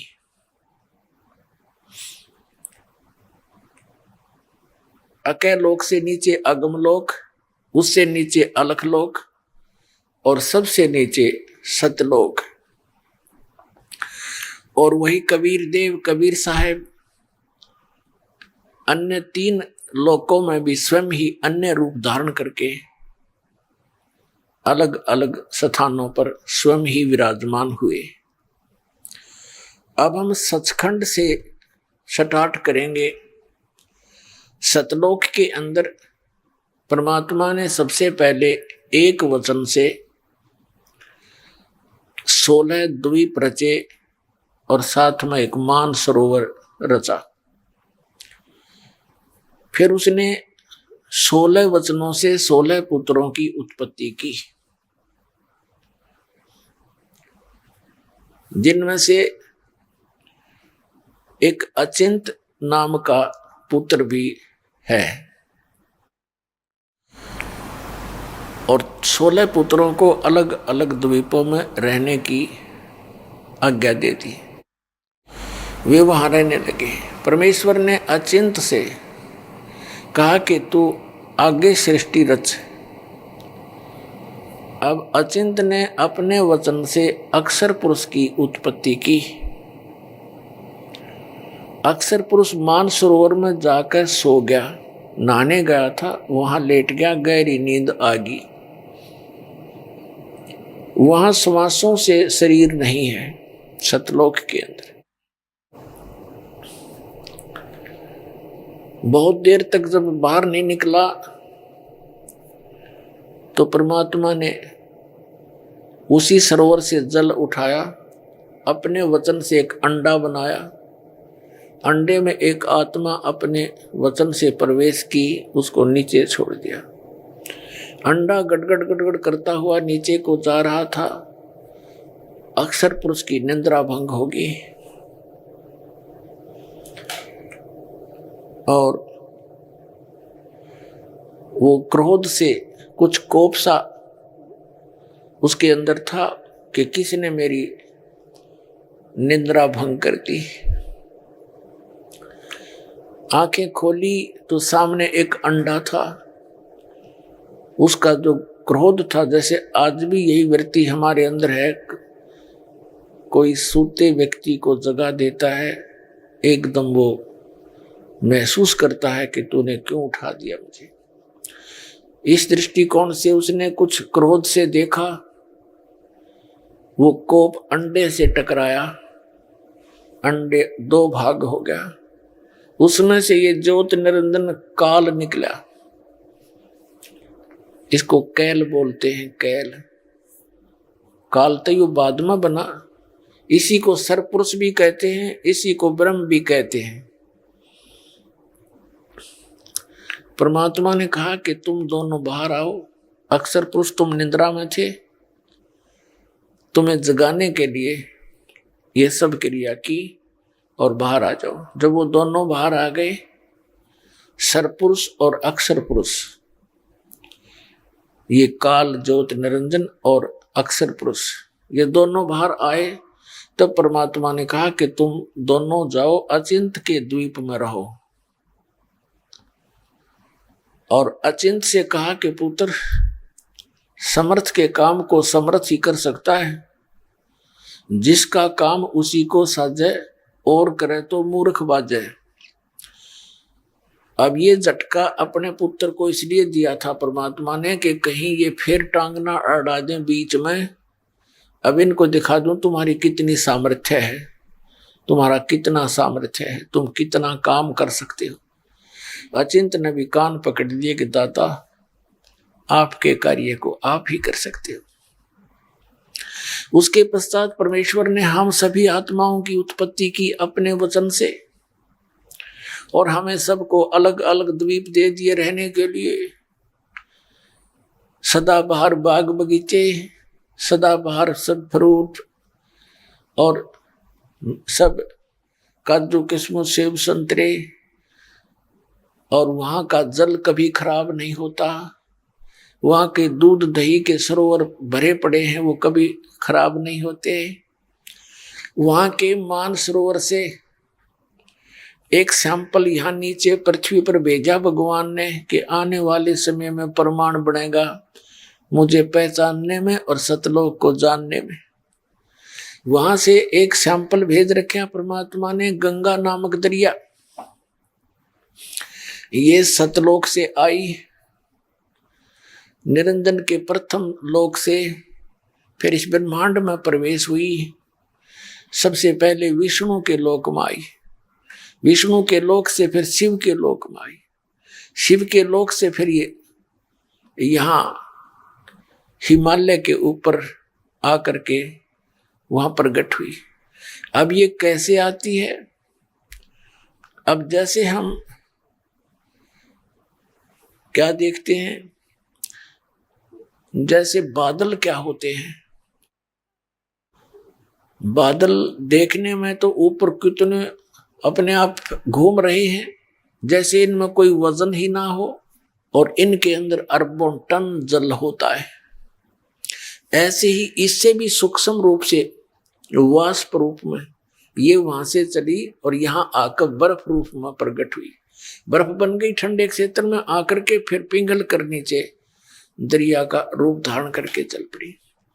इस गंगा जल को सभी साइंटिस्टों ने चेक करके देख लिया, इसके बारे में इनको कोई जानकारी नहीं। और ऐसा ये जल कितने वर्ष तक रखे रहो ये खराब नहीं होता। अब पुण्यात्माओं, उस परमात्मा के वचन से प्रकट हुए पदार्थ हैं। तो इसी प्रकार इसे एक उदाहरण है आप हमारे लिए कि ऐसे पदार्थ हैं वहां पर घी, दूध, दही सब कुछ वो कभी खराब नहीं होते। समझदार को संकेत बहुत होता है। अच्छा, फिर क्या था? कुछ दिनों के बाद इस ज्योत निरंजन के मन में जो अंडे से निकला था, इसके अंदर एक गलत सोच उत्पन्न हुई कि अन्य मेरे जितने भी भाई हैं वो सभी अपने अपने द्वीपों में रह रहे हैं और हम अकेले, हम तीनों एक द्वीप में रह रहे हैं। तो उसको पता चला कि अलग से राज्य कैसे प्राप्त हो, तप से राज्य होता है। उसने तप करना शुरू किया। सत्ययुग जब इसने तप किया, परमात्मा ने पूछा कि क्या चाहते हो ज्योति निरंजन, क्या चाहता है कैल? तब इसने कहा कि परमात्मा, हे पिताजी, ये स्थान मेरे लिए थोड़ा है, मुझे अलग से स्थान देने की कृपा करो। और पुण्यात्माओं, हम काल के जाल में कैसे फंसे?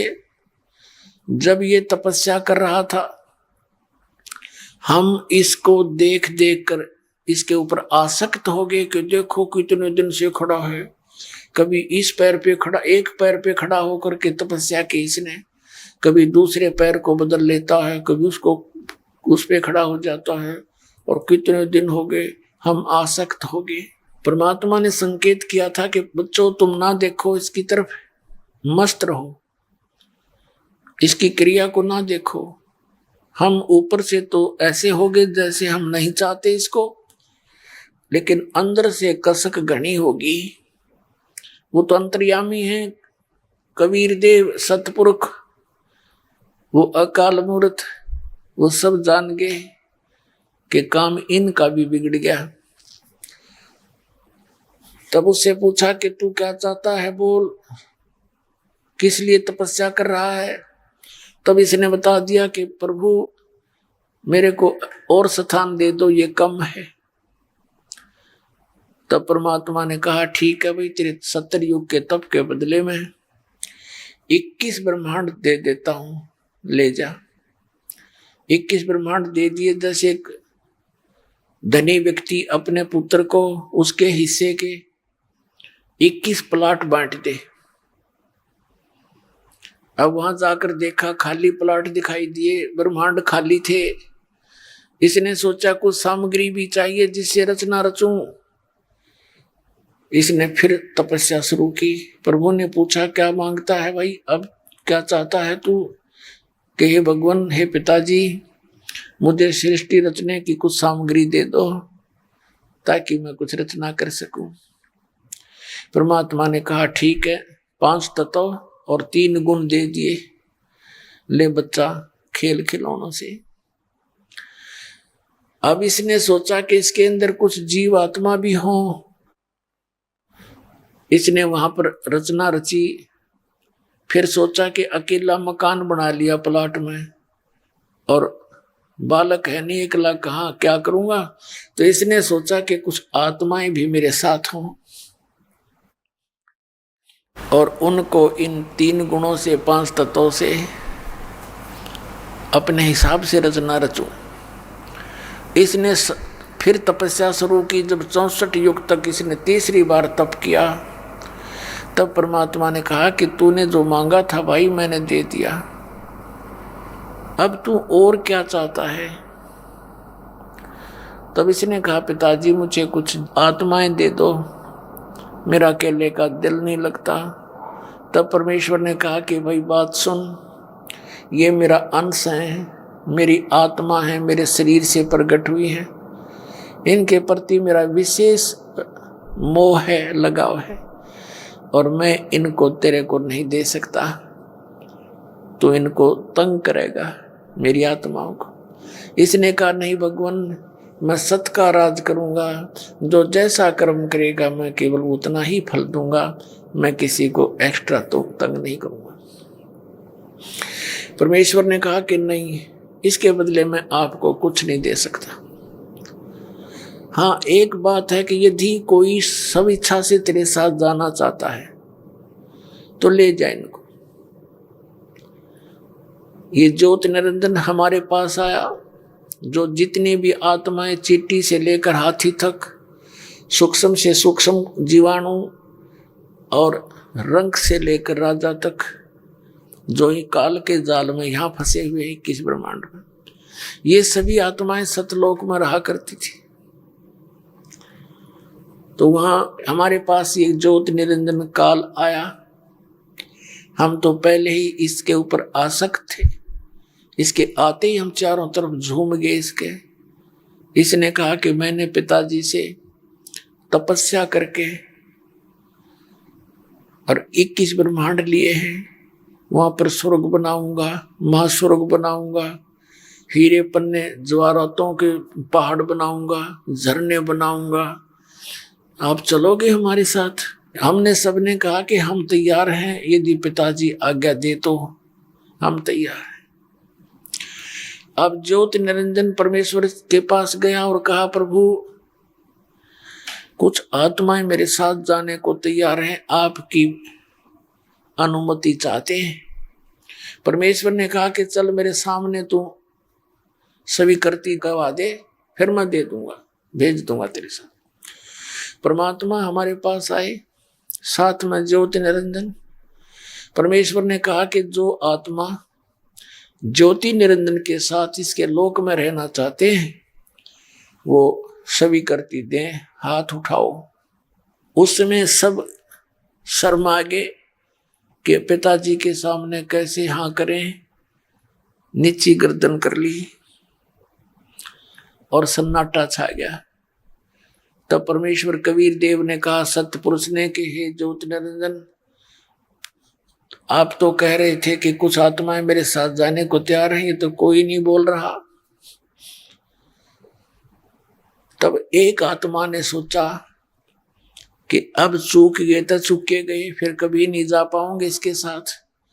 उसने खड़ा होकर कहा कि मैं जाना चाहता हूं उसके साथ। परमात्मा ने कहा ठीक से भाई, तेरा नंबर नोट कर लिया, भेज दूंगा। फिर हमने सब ने सोचा कि कहीं ये अकेला वहां सारा मौज लूट ले, हम रह जाएं। फिर हम सब धीरे धीरे एकदम सारे खड़े हो गए, धीरे धीरे जितने यहाँ फंसे हैं, और कहा जी हम भी जाना चाहते हैं, हम भी जाना चाहते हैं। परमात्मा ने कहा सतपुरुष ने कि ठीक है ज्योति निरंजन, जिन जिन आत्माओं ने आपके साथ जाने की स्वीकृति दी है, इन सब के नंबर मेरे पास नोट हो गए हैं। आप जाओ अपने ब्रह्मांड में, ये वही थे किस ब्रह्मांड, सचखंड के कोने में। जैसे केंद्र है अपना दिल्ली, एक तो दिल्ली शहर है, एक बाहरी दिल्ली गांव है, वो भी दिल्ली कहलाता है। तो इसको ऐसे बाहर के बिल्कुल एंड में, सतलोक के एंड में बाहर भेज दिए वो इसके सारे ब्रह्मांड। और ये आ गया वहां पर। पीछे से परमात्मा ने, जिस आत्मा ने सबसे पहले स्वीकृति दी थी,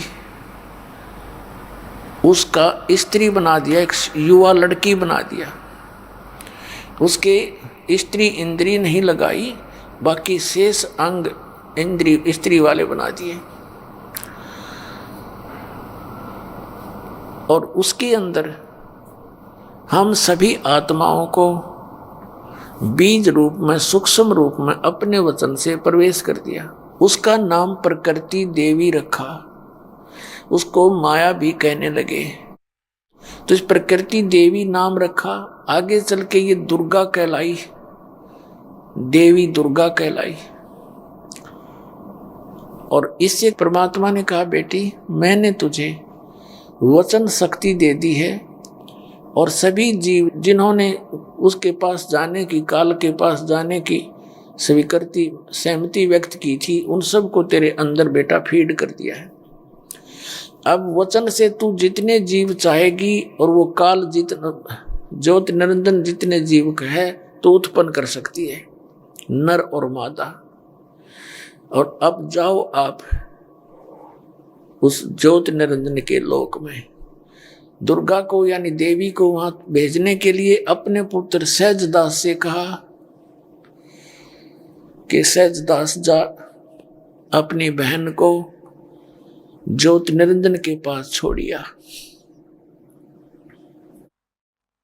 और उसको बता देना कि जिन जिन आत्माओं ने तेरे साथ जाने के लिए सहमति व्यक्त की थी, सब इसके अंदर प्रवेश कर दिए और ये लड़की को सब शक्ति दे दी है, जितने जीव तू कहेगा ये पर बना देगी, वचन से उत्पन्न कर देगी। दर्शकों, यदि हम पूरी सृष्टि रचना के विवरण में जाएं, तो वीडियो काफी लंबी हो जाएगी। इसलिए सृष्टि रचना की संपूर्ण जानकारी प्राप्त करने के लिए संपूर्ण सृष्टि रचना वाली वीडियो अवश्य देखें, जिसका लिंक आपको इसी एपिसोड के डिस्क्रिप्शन बॉक्स में मिल जाएगा। इस काल के चक्र से छुटकारा पाने यानी वास्तविक आजादी और अपने को बनाने वाले परमपिता परमात्मा कबीर जी को प्राप्त करने के मूल मंत्र का ज्ञान होना प्रत्येक मनुष्य को अत्यंत आवश्यक है। यह दिव्य ज्ञान केवल एक तत्वदर्शी संत से ही प्राप्त किया जा सकता है, जो वर्तमान में संत रामपाल जी महाराज हैं, जो जन्म और मृत्यु के चक्र यानी काल से जीव आत्माओं को मुक्ति अर्थात आजादी दिला रहे हैं।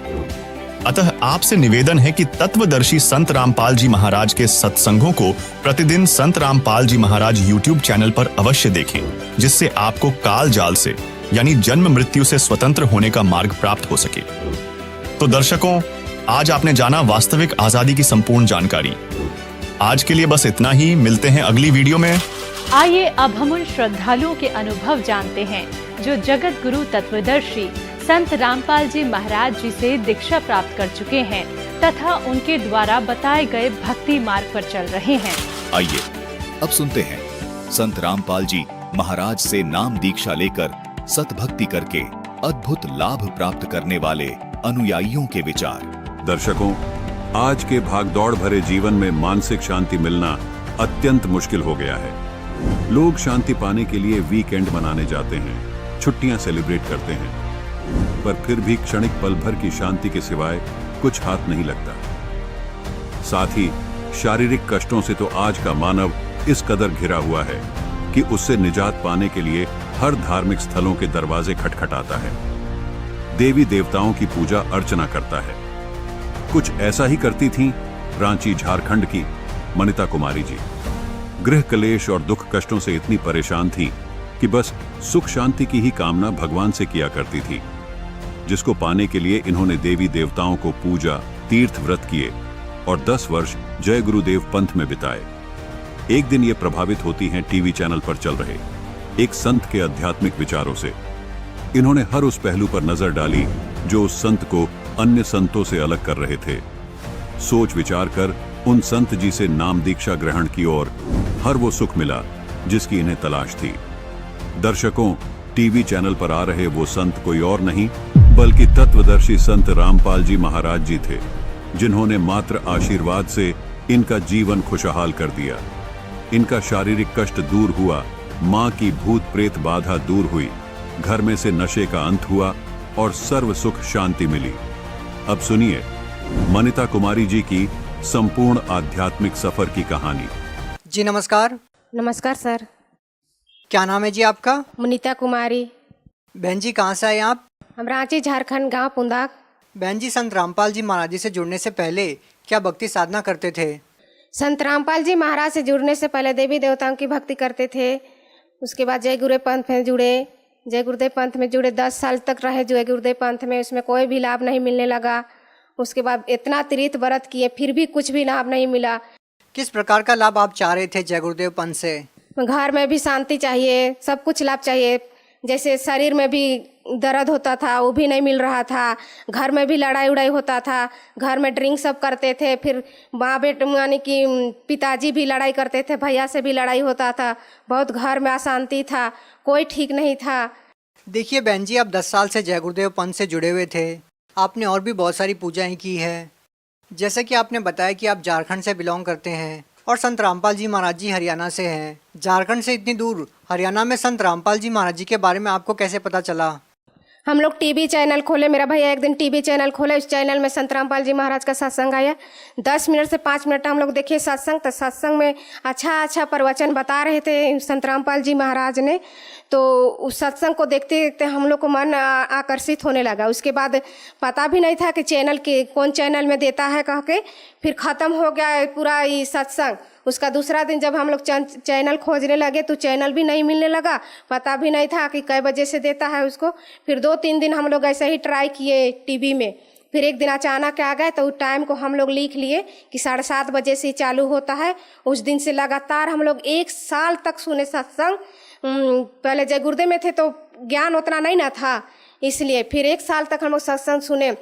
और मन में भी परमात्मा का खिलाफ होने लगा कि इतना हम लोग का गुरुजी इतना दिन से दे रहे हैं और कम दिन से दे रहे हैं, ये सब सही नहीं बता रहे हैं कह के संत रामपाल जी महाराज को भला बुरा बोल दिए, माफ़ करे मालिक। फिर वैसा ही में कहने लगे। फिर अचानक एकदम बहुत सत्संग ऐसे ग्रंथ सबको खोल खोल के बताने लगे। संत रामपाल जी महाराज ने कैसा ग्रंथ में क्या चीज़ दिया हुआ है, गीता को खोले, वेद को खोले, पूरा चीज़ दिखाने लगे डिटेल से। पूरा ब्रह्मांड को बताने लगे कि इसमें सही कौन भगवान रहते हैं, कहाँ कहाँ ब्रह्मा जी, कहाँ विष्णु जी, कहाँ क्या क्या है, सबको बताने लगे। उसमें समझ में आ गया। फिर उसके बाद जाके सत्संग सुनते सुनते हम लोग का दिमाग में घुस गया। फिर संत रामपाल जी महाराज का उपदेश ले लिए।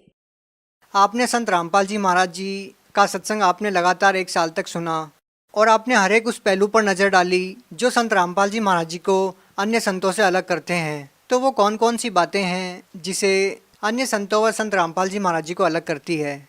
संत रामपाल जी महाराज ने शास्त्र के अनुसार भक्ति बताते हैं, कोई गलत का बात बताते नहीं। और जो गुरुओं बताते हैं वो शास्त्र विरुद्ध साधना करने के लिए बताते हैं।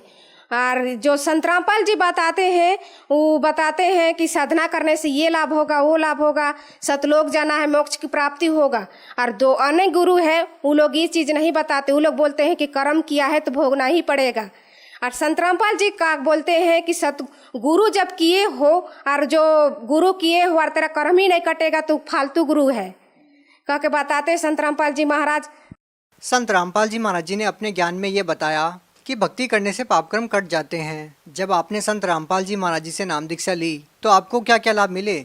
संत रामपाल जी महाराज के चरण में हम लोग गए तो हम लोग को बहुत लाभ हुआ।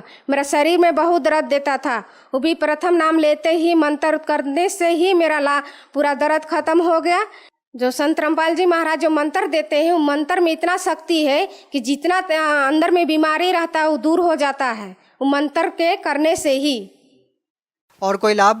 और ये एक लाभ और है कि मेरा भैया सब आ रहे थे सत्संग सुन के, रास्ते में ऐसा एक्सीडेंट हुआ जैसा लग रहा था कि गाड़ी अगर मार देता तो वो लोग पिसा जाते।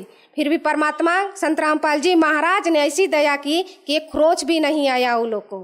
फिर सच मेरा माता पिता का घुटना में पूरा दर्द दे रहा था, दोनों घुटना चलने में नहीं सक रही थी।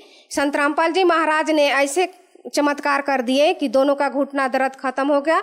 मेरे माता पिता को यानी कि बहुत दिन से भूत प्रेत का बीमारी था। मेरी माता को जो अंदर में उसको सब बोलते थे कि डाइन है, ये है, सबको खाती है कह के सब कोई बोलते थे। मगर परमात्मा ने ऐसी दया की, यानी कि परमात्मा ने ऐसी दया किए कि पूरा उसका अंदर में जो पेट यूनी था वो बाहर निकल गया। अब लोगों का कहना मुंह में बंद हो गया है। क्या आपके परिवार में संत रामपाल जी महाराज जी से जुड़ने के बाद सभी सुख शांति से हैं? संत रामपाल जी महाराज के शरण में आने से ही हम लोग का घर में सब सुख शांति आया है और अब सब परिवार अच्छा से रह रहे हैं, कोई टेंशन नहीं है। देखो संत रामपाल जी महाराज जी आज जेल में हैं। आप झारखंड से चलकर इतना दूर हरियाणा में हिसार में क्यों आते हैं जबकि संत रामपाल जी महाराज जी तो जेल में हैं? संत रामपाल जी के ऐसे गुरु है जो बिना कसूर का उसको जेल में डाला गया है, उसका कोई कसूर नहीं है। भगत समाज को आप क्या संदेश देना चाहते हैं? भगत समाज को संदेश तो हम नहीं दे पाएंगे, संत रामपाल जी महाराज ही संदेश दे सकते हैं। प्रार्थना कर सकते हैं कि भगत समाज जितने भी है माताएं बहनें संत रामपाल जी महाराज का सत्संग सुने, उसका प्रवचन सुन के और जो कहते हैं वो मंत्र लेके अपना कल्याण कराए, मोक्ष की प्राप्ति करे। जी धन्यवाद। सत साहेब सर।